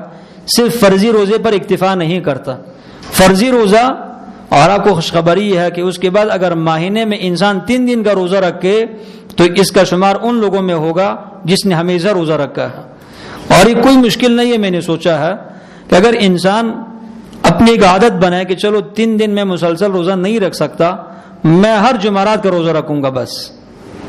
اسی جمعرات سمار کا روزہ رکھنا تو سنت ہے، لیکن اس سنت پر عمل نہیں کر سکتا، دوسری ایک فضیلت کو حاصل کرنا چاہتا ہے، صرف ہر مہینے میں جمعرات کا روزہ رکھے، تو 3 ہفتے میں 1 دن روزہ رکھنا کوئی مشکل ہے، تو 3 جمعرات کا اس نے روزہ رکھا ہر مہینے میں سے، تو ایک نیکی کی مقابل میں کم از کم 10 اجر ملتا ہے۔ اور پھر رمضان کا مہینہ، پورا مہینہ، تو ایسا ہے جیسے کہ پورا سال ہی بندہ روزہ دار ہو، جنت کے بالا خانوں کا حقدار بن سکتا ہے۔ وَأَدَامَ الصِّيَامَ یا وَتَابَعَ الصِّيَامَ۔ اور چوتھی صفت وَصَلَّى بِاللَّيْلِ وَالنَّاسُ نِيَامٌ، جب تمام دنیا سو جاتی ہے یہ اللہ سبحانہ و تعالیٰ کے سامنے کھڑا ہوتا ہے، یہ نماز پڑھتا ہے جب دنیا سوئی ہوئی ہوتی ہے، لوگ جب سو رہے ہوتے ہیں یہ تہجد کی نماز میں کھڑا ہوتا ہے۔ اس کے بدلے میں کیا ہے، قرآن میں بھی اشارہ ہے، اور اس حدیث میں تو بالکل صراحت ہے کہ جنت کے بالا خانوں کا حقدار بنتا ہے۔ اسی طرح تہجد کا ایک فائدہ یہ ہے، اللہ سبحانہ و تعالی بندے سے انتہائی قریب ہوتے ہیں۔ اس ٹائم بندہ اللہ سے قریب ہوتا ہے سجدے میں، اللہ بندے کے قریب ہوتے ہیں تہجد کی نماز میں۔ اقرب ما یکون الرب من العبد فی جوف اللیل، اور فی روایت فی جوف اللیل الاخیر، سب سے زیادہ قریب اللہ سبحانہ و تعالی بندے سے ہوتا ہے رات کے آخری حصے میں۔ اور اللہ کے رسول نے کہا کہ فَإِنِ اسْتَطَعْتَ أَن تَكُونَ مِمَّن يَذْكُرُ اللَّهَ فِي تِلْكَ السَّاعَةِ فَكُن، اگر آپ کے پاس یہ استطاعت ہو کہ آپ اس گھڑی میں اللہ رب العزت کو یاد کرنے والوں میں سے بنے تو پھر بن جائیں، تاخیر نہ کریں اس میں۔ اور ایک فوائدہ اس کا حدیث میں یہ ہے، ان فی اللیل لساعة لا یوافقها عبد مسلم، رات میں ایک ایسی گھڑی ہے، ایک ایسا ٹائم ہے کہ اگر مسلمان اس ٹائم کو پا سکے، یسأل اللہ خیرا من امر الدنیا والآخرہ الا اعطاہ ایاہ، اللہ سبحانہ و تعالی سے دنیا اور آخرت کی جو بھی بلائی مانگے اللہ اس کو دے دیتا ہے، یعنی اس ٹائم میں دعا قبول ہوتی ہے۔ اور ایک فائدہ حدیث میں یہ ہے، صحیح جامع صغیر میں شیخ البانی ذکر کیا ہے، ان اللہ تعالی قد امدکم بصلاۃ خیر لکم من حمر النعم، اللہ نے تمہیں ایک ایسے نماز سے نوازا ہے جو سرخ اونٹوں سے بہتر ہے۔ مطلب یہ ہے کہ حقیقت تو یہی ہے، اگرچہ شاید آپ کی عقل نہ مانتی ہو اس بات کو، ایک بندہ رات کو کھڑا ہوا اور نماز پڑھتا رہا، اور فجر کی نماز کے بعد کسی نے اس کو ایک قیمتی گاڑی دی، 25-30 لاکھ میں خرید کر کے گاڑی دے دی، تحفتاً دے دیا، تو اللہ کے رسول کہتے ہیں کہ یہ تہجد کی نماز اس قیمتی گاڑی سے بھی بہتر ہے، اس لیے کہ رسول اکرم صلی اللہ علیہ وسلم کے زمانے میں جو پجاڑو تھی وہ اس سرخ اونٹ کو کہتے تھے، مدینے کی سرخ اونٹیں وہ اس زمانے کے پجاڑو ہوتے تھے، تو اللہ کے رسول نے کہا کہ تہجد کی نماز سرخ اونٹوں سے بھی بہتر ہے، تو میں اپنے زمانے کے لحاظ سے تعبیر کر رہا ہوں کہ یہ قیمتی گاڑیوں سے بہتر ہے۔ لیکن اگر آپ کہیں، اگر آپ اعلان کر دیں، کیا اعلان کریں؟ تہجد پڑھیں تو صبح کیا ملے گی؟ ایک موٹر سائیکل ملے گی ایک موٹر سائیکل ملے گی، تو سب ڈیفنس والے نماز کی تہجد پڑھ لیں گے، اور سب لاہور والے سب پڑھ لیں گے، پاکستان کے لوگ، کل دنیا کے لوگ پڑھیں گے کہ بھائی گھر میں کتنے افراد ہیں، ایک اگر موٹر سائیکل مل جائے 5 افراد ہو تو کم از کم 2.5 لاکھ روپے بنتا ہے، اگر 1 to 5 لے لیں تو 1,20,000 1,30,000 کی ہے، تو کم از کم 5 لاکھ روپے بنے گا، تو کافی رقم ہے، یہ بہت بڑی رقم ہے لوگوں کے ہاں۔ پھر کیلکولیٹر لے کر کے ضرب و جمع کرنا شروع کر دیتے ہیں۔ لیکن جب اللہ کے رسول نے کہا کہ تہجد کی نماز سرخ اونٹوں سے بہتر ہے، یا ایک اور انداز سے تعبیر کروں کہ آپ کوئی اشتہار دے دیں لوگوں کو بھائی ایک ورکشاپ ہونے والی ہے جس میں آپ کو یہ بات بتائی جائے گی کہ آپ روزانہ ایک ایک موٹر سائیکل کیسے حاصل کر سکیں گے، تو آپ یقین کریں کہ الوابل بلڈنگ تو کچھ نہیں ہے، یہ سارے آپ کے راستے بلا بند ہو جائیں گے. لوگ آئیں گے اس موضوع کو سننے کے لیے کہ بھائی ہم کون سا ایسا عمل کریں کہ روزانہ ہمیں ایک موٹر سائیکل مل جائے. دنیا کی اتنی بڑی اہمیت ہے، لیکن کل لاہور میں آپ اشتہار لگائیں گے بھائی تہجد کی نماز کے متعلق بات ہوگی، لوگ کہیں گے بس وہی تہجد ہے جو بابا پڑھتے ہیں، کوئی اتنی زیادہ قیمتی عمل تو نہیں ہے. افسوس ہے، واللہ افسوس کی بات ہے، حسرت کی بات ہے. ہم اگر تہجد کی نماز نہیں پڑھتے ہمارے اوپر افسوس ہے، ہمیں اپنے حال پر آنسو بہانے چاہیے. قد امدکم بصلاۃ خیر لکم من حمر النعام، یہ قیمتی گاڑیوں سے بہتر ہے. اسی طرح بہت سارے فوائد حدیث میں. ایک حدیث میں یہ ہے کہ نبی صلی اللہ علیہ وسلم نے فرمایا کہ جب انسان سوتا ہے تو شیطان آتا ہے، اور ایک روایت میں یہ کہ ایک رسی لے کر آتا ہے. اب اس رسی کی حقیقت کو ہم نہیں جانتے، کیا ہے وہ، اور 3 گرہ ڈالتا ہے انسان کے دماغ میں، 3 گرہ ڈالتا ہے شیطان، اور کہتا ہے کہ علیک لیل طویل، تم لمبی نیند سو جاؤ، لمبی رات اور لمبی نیند تم سو جاؤ اور گزار لو. اسی طرح ہوتا ہے، کبھی ہمارے آنکھ کھلتی ہے تو بالکل 4 بج رہا ہوتا ہے، 4 بجے ہے، مثلا 4 بجے کا ٹائم ہے، ہم کہتے ہیں تو 1 گھنٹہ باقی ہے، اس حال میں کہ 25 منٹ اذان میں باقی ہے، آدھا گھنٹہ. تو ہم کیا کر لیں؟ ہماری زندگی میں اتنی تکلف ہے کہ یہ آدھا گھنٹے میں تو واش روم سے فارغ نہیں ہوتے ہمارے زمانے کے لوگ. آدھا گھنٹہ تو ان کو کپڑے بدلنے میں اور وضو کرنے میں لگتا ہے، اگر غسل کریں تو 1 گھنٹہ لگتا ہے ان کو. لیکن شیطان نے چونکہ پہلے سے فیصلہ کر لیا کہ علیک لیل طویل، تو کہتے ہیں کہ 1 گھنٹہ باقی ہے. تو اور پھر اللہ کے رسول نے کہا کہ اگر انسان رات کو اٹھے اور اللہ سبحانہ و تعالیٰ کا ذکر کرے 1 گرہ کھل جاتا ہے، اگر وضو کر لے 2 گرہ کھل جاتا ہے، اور اگر نماز پڑھ لے 3 گرہ کھل جاتا ہے. تو کیا ہوگا؟ فَأَصْبَحَ نَشِيبًا طَيِّبُ النَّفْسِ، جب صبح ہوگی تو اس انسان میں بالکل چستی ہوگی، نشاط ہوگا نفس میں. طیب النفس، نفس اس کا انتہائی پاک ہوگا، بالکل خوشحال اور بالکل خوش مزاج، خوش اخلاق، خوش طبع، سلیم الفطرت انسان ہوگا.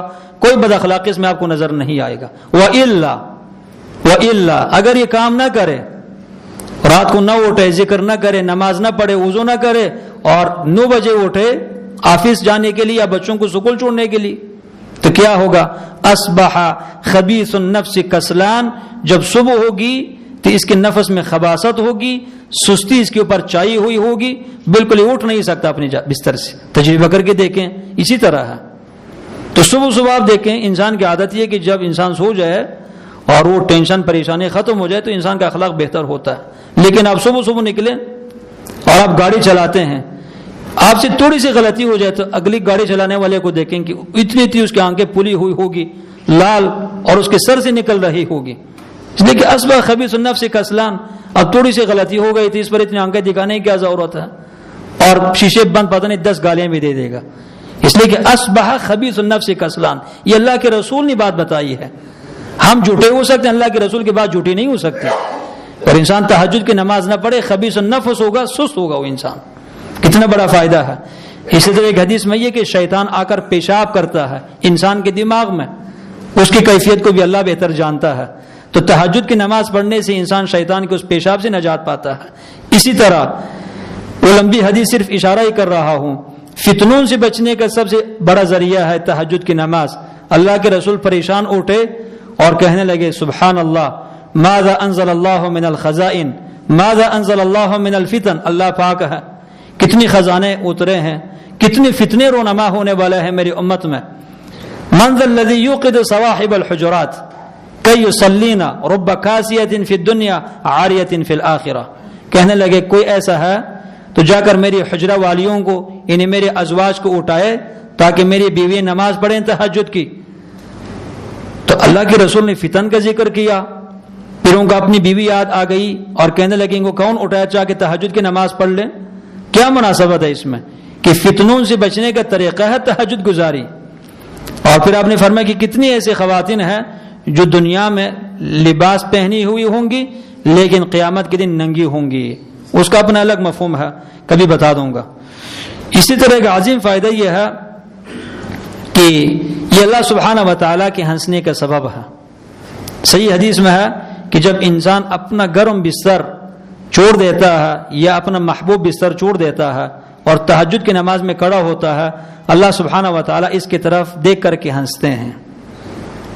اب ہنسنا اللہ سبحانہ و تعالیٰ کی ایک صفت ہے، اس میں ہم تعویل نہیں کرتے، لیکن ہنسنے کا جو حتمی نتیجہ ہے وہ اللہ کی رضا ہے کہ اللہ اس کو دیکھ کر ہنستے ہیں، اللہ اسے راضی ہوتا ہے، یہ اس کا نتیجہ ہے، اللہ اسے خوش ہوتا ہے۔ دوسرا وہ شخص جو اپنے گھوڑے کی لگام کو پکڑتا ہے اور جہاد کے میدان میں نکل جاتا ہے، پھر خود بھی شہید ہوتا ہے اور اس کا گھوڑا بھی مارا جاتا ہے، اس کو بھی دیکھ کر اللہ سبحانہ و تعالیٰ ہنستے ہیں۔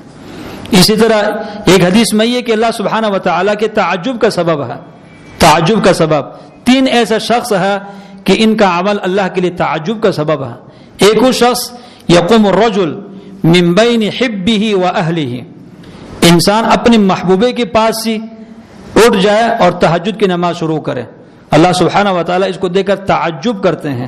تعجب اللہ کی صفت ہے، اس میں بھی ہم تعویل نہیں کرتے، اس کی حقیقت کیفیت کو اللہ بہتر جانتا ہے، لیکن اس کا حتمی نتیجہ اللہ کی رضا اور خوشی ہے کہ اللہ خوش ہوتا ہے، اللہ سبحانہ و تعالیٰ اسی خوش ہوتا ہے۔ دوسرا وہ مجاہد کہ وہ دشمن کے مقابلے میں لڑ رہا ہوتا ہے، ساتھی پسپا ہوتے ہیں، ان کو شکست ہوتی ہے، وہ بھاگ جاتے ہیں، لیکن یہ آگے بڑھ کر کے دشمن سے لڑتا ہے، جس طرح کہ انس ابن نضر رضی اللہ عنہ نے غزوہ احد میں کیا تھا۔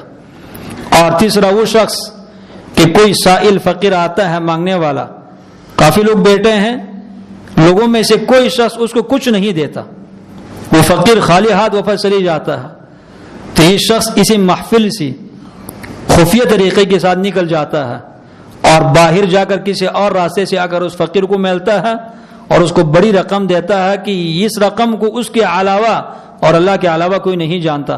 اس کے حال پر بھی اللہ سبحانہ و تعالیٰ تعجب کرتا ہے۔ تو تہجد ان اعمال میں سے ہے کہ تہجد پڑھنے والے سے اللہ سبحانہ و تعالیٰ راضی ہوتا ہے۔ اسی طرح ایمان کا بہت بڑا شعبہ ہے، یہ قرآن پر عمل ہے، نبی صلی اللہ علیہ وسلم کی 100 کے قریب احادیث پر عمل ہے، قرآن کی 10 آیات پر عمل ہے، تمام لوگوں کی نیک لوگوں کی صفت اور عادت ہے، بے شمار اس کے فوائد ہیں۔ پڑھیں کیسے؟ آپ فوائد سننے سے تو یقیناً مسلمان ہیں ہم الحمدللہ، دل میں تو رغبت آ گئی، پیدا ہو گئی، محبت پیدا ہو گئی اس نماز سے، سبب کیا اختیار کر لیں، کس طرح پڑھ لیں؟ بہت سارے اسباب ہیں، ان میں سے 10 اسباب کا علی سبیل الاختصار ذکر ہے۔ پہلے سبب ہے قیلولہ، دوپہر کو سو جانا۔ پھر وہی بات آتی ہے کہ جو بندہ 10 بجے تک سویا رہتا ہو، دوپہر اس کو نیند کیسے آئے گی؟ نیند تو اس کو آئے گی جو 3 بجے کا اٹھا ہوا ہوگا، کم از کم 4 بجے وہ اٹھا ہوا ہوگا، تو 11 بجے 12 بجے جا کر اس کو نیند آتی ہوگی۔ قیلولہ نبی صلی اللہ علیہ وسلم نے حکم دیا، قیلو فإن الشیاطین لا تقیل، تم قیلولہ کیا کرو، شیطان قیلولہ نہیں کرتا۔ اور ایک حدیث میں جو کہ مرسل ہے سند کے لحاظ سے، لیکن اس کی شواہد موجود ہے، اللہ کے رسول نے کہا کہ اگر تم تہجد پڑھنا چاہتے ہو تو تہجد پڑھنے کے لیے تم قیلولہ سے مدد لیا کرو، انہیں قیلولہ پڑھ لیا کرو، تہجد پڑھنا تمہارے لیے آسان ہوگا۔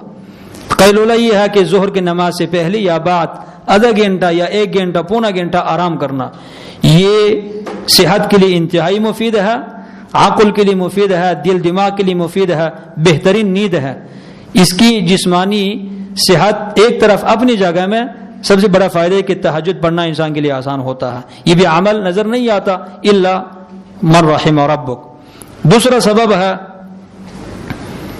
جو کہ زر ابن حبیش تابعی ہے، ان سے روایت ہے، اور عبداللہ ابن عباس سے، یعنی ان کا عمل ہے، قراءت خواتم سورۃ الکہف، سونے سے پہلے سورۃ الکہف کی آخری جو آیات ہیں ان کی تلاوت، قل لو کان البحر مدادا لکلمات ربی، یہ آخری جو 2 آیات ہیں ان کی تلاوت، یہ حدیث سے ثابت نہیں ہے، لیکن صحابہ اور تابعین کا یہ عمل ہے، اور یہ مجرب نسخہ ہے، یہ بھی مجرب نسخہ ہے، نیک لوگوں کا اس پر تجربہ ہے کہ سورہ الکہف کی 2 آخری آیات کی تلاوت سونے سے پہلے یہ معاون ہے، یہ مفید ہے، تہجد میں غالباً انسان کی آنکھیں کھل جاتی ہے تہجد کے ٹائم۔ اور تیسرا سبب وہ یہ ہے کہ ان یرقد مبکرا، انسان کو رات کے پہلے حصے میں سو جانے چاہیے۔ یہ طریقہ کوئی طریقہ نہیں ہے کہ ابھی جا کر کے آپ لوگ گھروں میں کھانا کھاتے ہیں عشاء کے بعد، عصر کے بعد مغرب سے پہلے یا مغرب کی نماز کے بعد فوراً کھانا کھا لینا چاہیے، طبی لحاظ سے بھی یہی ہے۔ اور پھر عشاء کی نماز پڑھنے کے بعد اگر کوئی گھر میں کام ہو یا گھر والوں سے کوئی کام ہو، کوئی مہمان ہو، تو انسان 10 بجے تک بیٹھے رہے بس کافی ہے، اس کے بعد انسان سو جائے۔ تو اگر جلدی سوتے ہیں تو پھر تہجد پڑھنا آسان ہے، لیکن اگر بندے جا کر کے وہ کھانا لگے 11 بجے کو اور 1 بجے تک کھاتے رہیں، چائے پیتے رہیں، 1 بجے کو سوئیں تو تہجد کی نماز ممکن نہیں ہے، سوال پیدا نہیں ہوتا کہ انسان تہجد کی نماز پڑھ سکے۔ اور ایک عظیم سبب ہے گناہوں سے اجتناب۔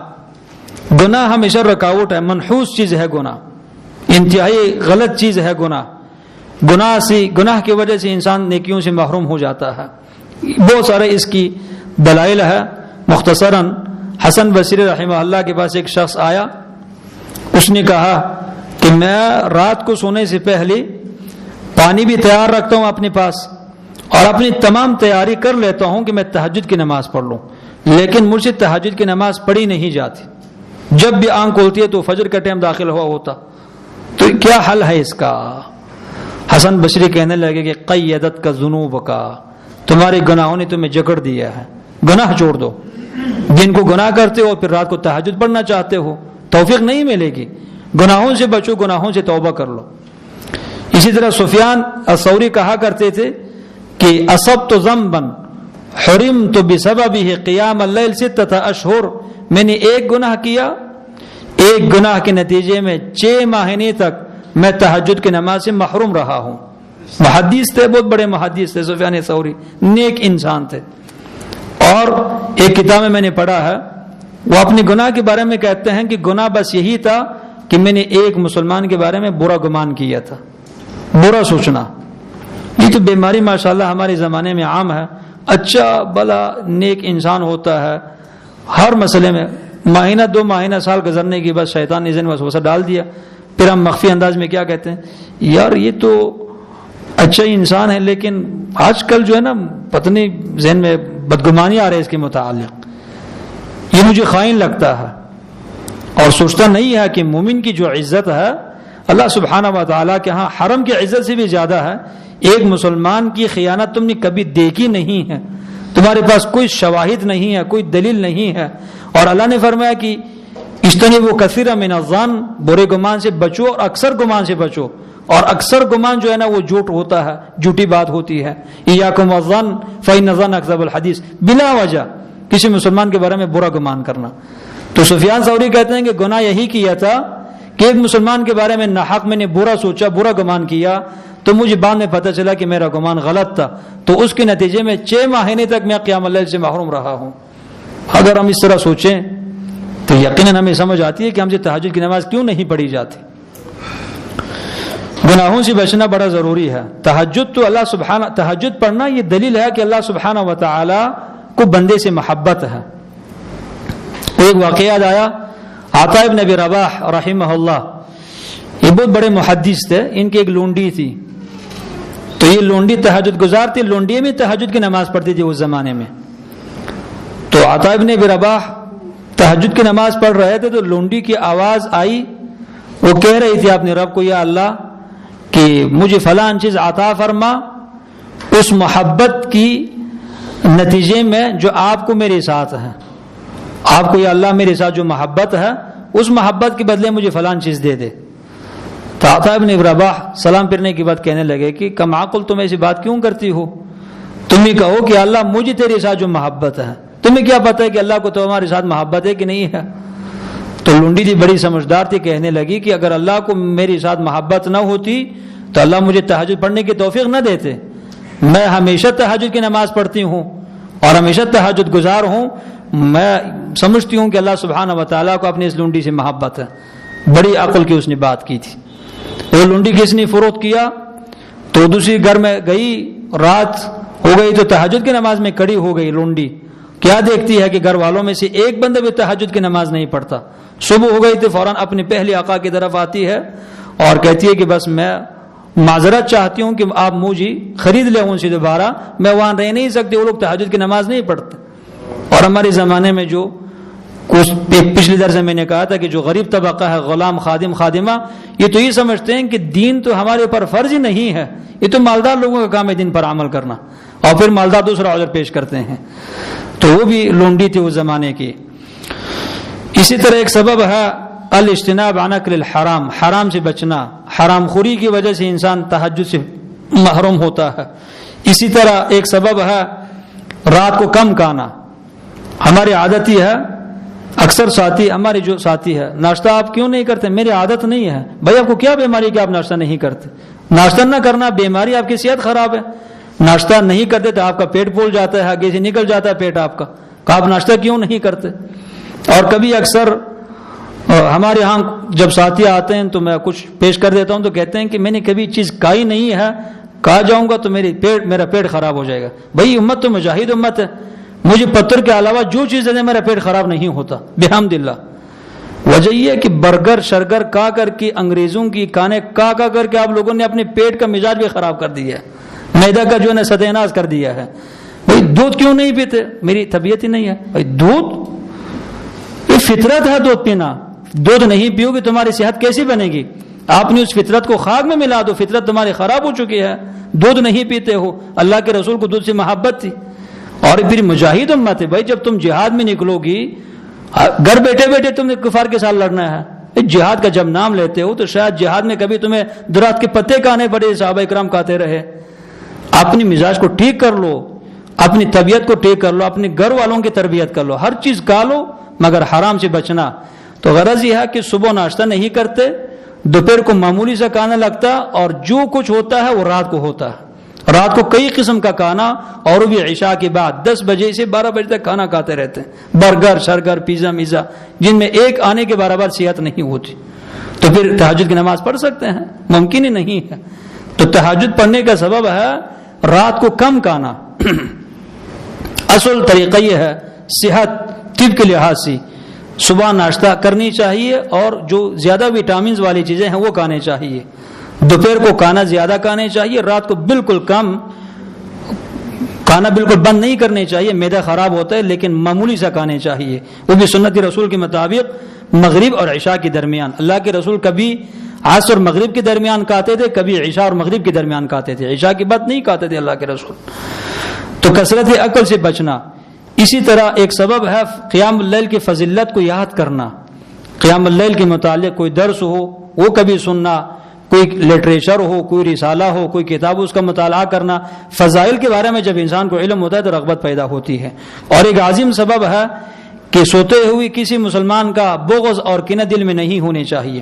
بغض بیماری ہے، گناہ ہے، اپنے دل کو بالکل ان چیزوں سے پاک کر لے۔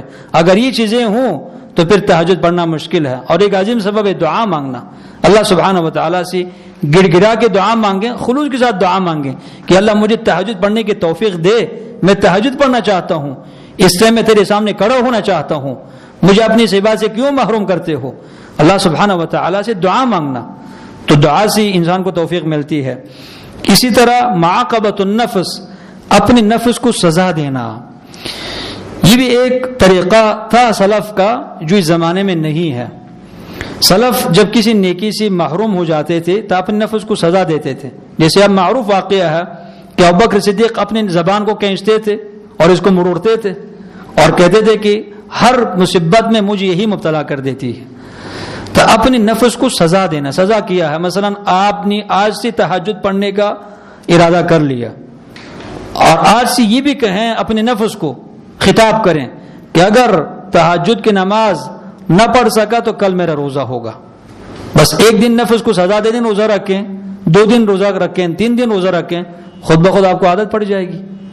یا کہیں کہ اگر تہجد کی نماز میرے رہ گئی تو میری جو فلاں قیمتی چیز ہے وہ کل میں کسی کو دے دوں گا تحفتاً یا صدقے کے طور پر دوں گا، تو کیا ہوگا؟ وہ چیز تو محبوب ہے، قیمتی ہے، آپ کو اسے محبت ہے، نفس لالچی ہے انسان کا، تو آپ کی جو آنکھیں ہیں خود بخود کھل جاتی ہے۔ نفس کو سزا دینا کہ اگر میری نیکی رہ گئی تو میں نے اس ظالم نفس کو سزا دینا ہے، تو یہ بھی ایک اچھا طریقہ ہے۔ اسی طرح جب اگر قیام اللیل رہ جائے تو اس پر غمگین ہو جائے اور غم کا اظہار کرنا۔ وہ واقعہ اکثر میں سناتا ہوں کہ سفیان ثوری کا بیٹا فوت ہوا، لوگ تعزیت کرنے کے لیے آئے اور ان کی جماعت کی نماز رہ گئی، کوئی تعزیت کے لیے نہیں آیا، تو لوگوں کو ڈانٹا ہے سفیان ثوری نے کہ میرے نزدیک میری جماعت کی نماز بیٹے سے زیادہ محبوب ہے، تو وہ میرے لیے بڑی مصیبت تھی، چھوٹی مصیبت پر تم تعزیت کرنے کے لیے آئے ہو، اور جب مجھے بڑی مصیبت پہنچی کس نے مجھے میرے تعزیت داری کی خاطر نہیں آیا۔ تو اپنی نیکیوں کی قدر کرنا، اور جب نیکی رہ جاتی ہے اس پر غم کا اظہار کرنا، حقیقتاً غمگین ہونا، کوئی مصیبت نہیں ہے، لیکن اس مسلمان کو دیکھیں تو اس دن خوشطبع نظر نہیں آتا۔ تو اگر وجہ پوچھیں شاید نہ بتائے، لیکن اس کے دل میں وجہ یہی ہو کہ میری تہجد کی نماز رہ گئی ہے، میری جماعت کی نماز رہ گئی ہے، میرا معمول رہا ہے۔ تو اس طرح تہجد پڑھنے کو جب اپنی عادت بنائیں گے تو فائدہ کیا ہوگا؟ اللہ کی مہربانی دیکھیں، صحیح حدیث 2-3 احادیث ہیں، نبی صلی اللہ علیہ وسلم نے کہا اگر کسی کی تہجد کی نماز رہ جائے، نیت تھی پڑھنے کی لیکن بیچارہ پڑھ نہیں سکا، نیند غالب آیا، تو کیا ہوگا؟ اللہ سبحانہ و تعالی تہجد کا اجر اس کو دے دیتے ہیں، اس لیے کہ اس مسلمان کو عادت تھی۔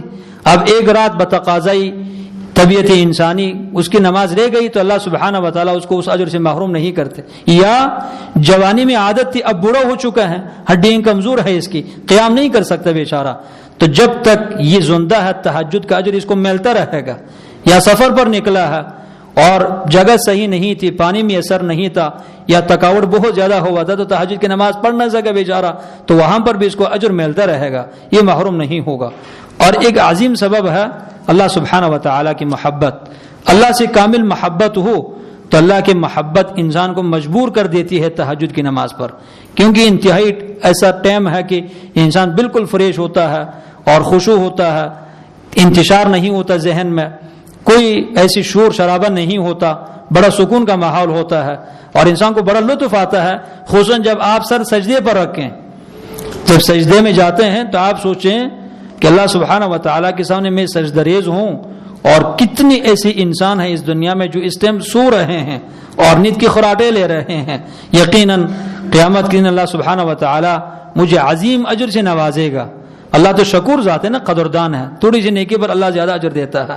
قیام میں یہی کہ میں اللہ کے سامنے کھڑا ہوں، رب العالمین کے سامنے کھڑا ہوں، اور یہ تہجد کی وجہ سے امت کی مدد بھی ہوتی ہے۔ سعد بن وقاص جب آئے، شیخ ابن عثیمین نے اپنی تفسیر میں لکھا ہے واقعہ کہ ایرانیوں سے جب جنگ ہو رہی تھی صحابہ اکرام کی، تو ایرانیوں نے کیا کر دیا، دریا کے اوپر جو پل تھا اس کو گرا دیا تاکہ کراس نہ کر سکیں دریا کو۔ تو سعد بن وقاص نے سلمان فارسی سے کہا کہ سلمان فارسی، خندق میں تو آپ نے ایک اچھا مشورہ دیا تھا نبی صلی اللہ علیہ وسلم کو، آپ تو آپ کے ملک میں آیا ہیں، کوئی مشورہ دے دیں، کیا کرے آپ کے ملک والوں کے ساتھ، پل بھی گرا دیا ہے، کشتیاں بھی ہمارے پاس نہیں ہے، تو کیسے دریا کراس کر لیں؟ سلمان فارسی کہنے لگے کہ آپ انتظار کریں، رات آئے تو میں ایک جائزہ لوں گا مجاہدین کا۔ جب رات ہوتی ہے تو رات کے آخری حصے میں سلمان فارسی کھڑے ہوتے ہیں اور گشت کرتے ہیں مجاہدین کے خیموں کا کہ کس حالت میں ہے مجاہدین، تو دیکھتے ہیں کہ کوئی ایک مجاہد بھی سویا ہوا نہیں نظر آتا، سب تہجد کی نماز پڑھ رہے ہیں، کوئی کھڑا ہے، کوئی رکوع میں ہے، کوئی سجدے میں ہے، کوئی دعا مانگ رہا ہے۔ تو بڑی خوشی ہوئی ان کو اور سجدے شکر کیا، اور جب صبح ہو گئی تو سعد بن وقاص سے کہنے لگے کہ آپ ان مجاہدین کو حکم دے دیں کہ بس اس دریا میں چلنا شروع کریں، جس کے پاس گھوڑا ہے، اونٹ ہے، اپنی سواریوں پر سوار ہو جائیں، بس اس پانی کے اوپر چلنا شروع کریں، مجھے امید ہے کہ یہ دریا کراس کر لیں گے اور کسی کا کچھ بھی نقصان نہیں ہوگا۔ تو سعد بن وقاص چونکہ سپہ سالار تھے فوج کا، 2 رکعت نماز ادا کرتے ہیں، اللہ سے مدد مانگتے ہیں، پھر فوج میں اعلان کرتے ہیں کہ تم اس دریا میں ڈال دو اپنے گھوڑوں کو اور اس پانی کے اوپر یہ سفر کر لو، اگر کسی کو ایک آنے کے برابر، ایک ذرے کے برابر بھی نقصان ہوا تو اس کا ذمہ دار میں ہوں۔ اسی طرح ہوا، صحابہ کہتے ہیں کہ ہم دریا کے اوپر جا رہے تھے، کسی کی سواری اگر تھک جاتی وہیں ہم سواری سے اتر کر کے تھوڑی دیر انتظار کرتے، پھر اپنی سواری پر سوار ہوتے تھے۔ یہ صحابہ اکرام کی کرامت ہے، اور یہ کرامت کب ظاہر ہو گئی؟ مجاہدین پر سلمان فارسی کو اعتماد کب پیدا ہوا؟ جب مجاہدین میں تہجد کی نماز دیکھی۔ تو یہ کوئی معمولی عمل نہیں ہے، یہ مسلمانوں کی عزت اور غلبے کا سبب ہے۔ اللہ سبحانہ و تعالی کہنے والے کو اور تمام سننے والوں کو توفیق کی، عمل کی توفیق دے دے، اور آخر دم تک اللہ سبحانہ و تعالی ہمیں اپنی اس نعمت سے محروم نہ کرے۔ وباللہ تعالی التوفیق، وصلی اللہ وسلم علی نبینا۔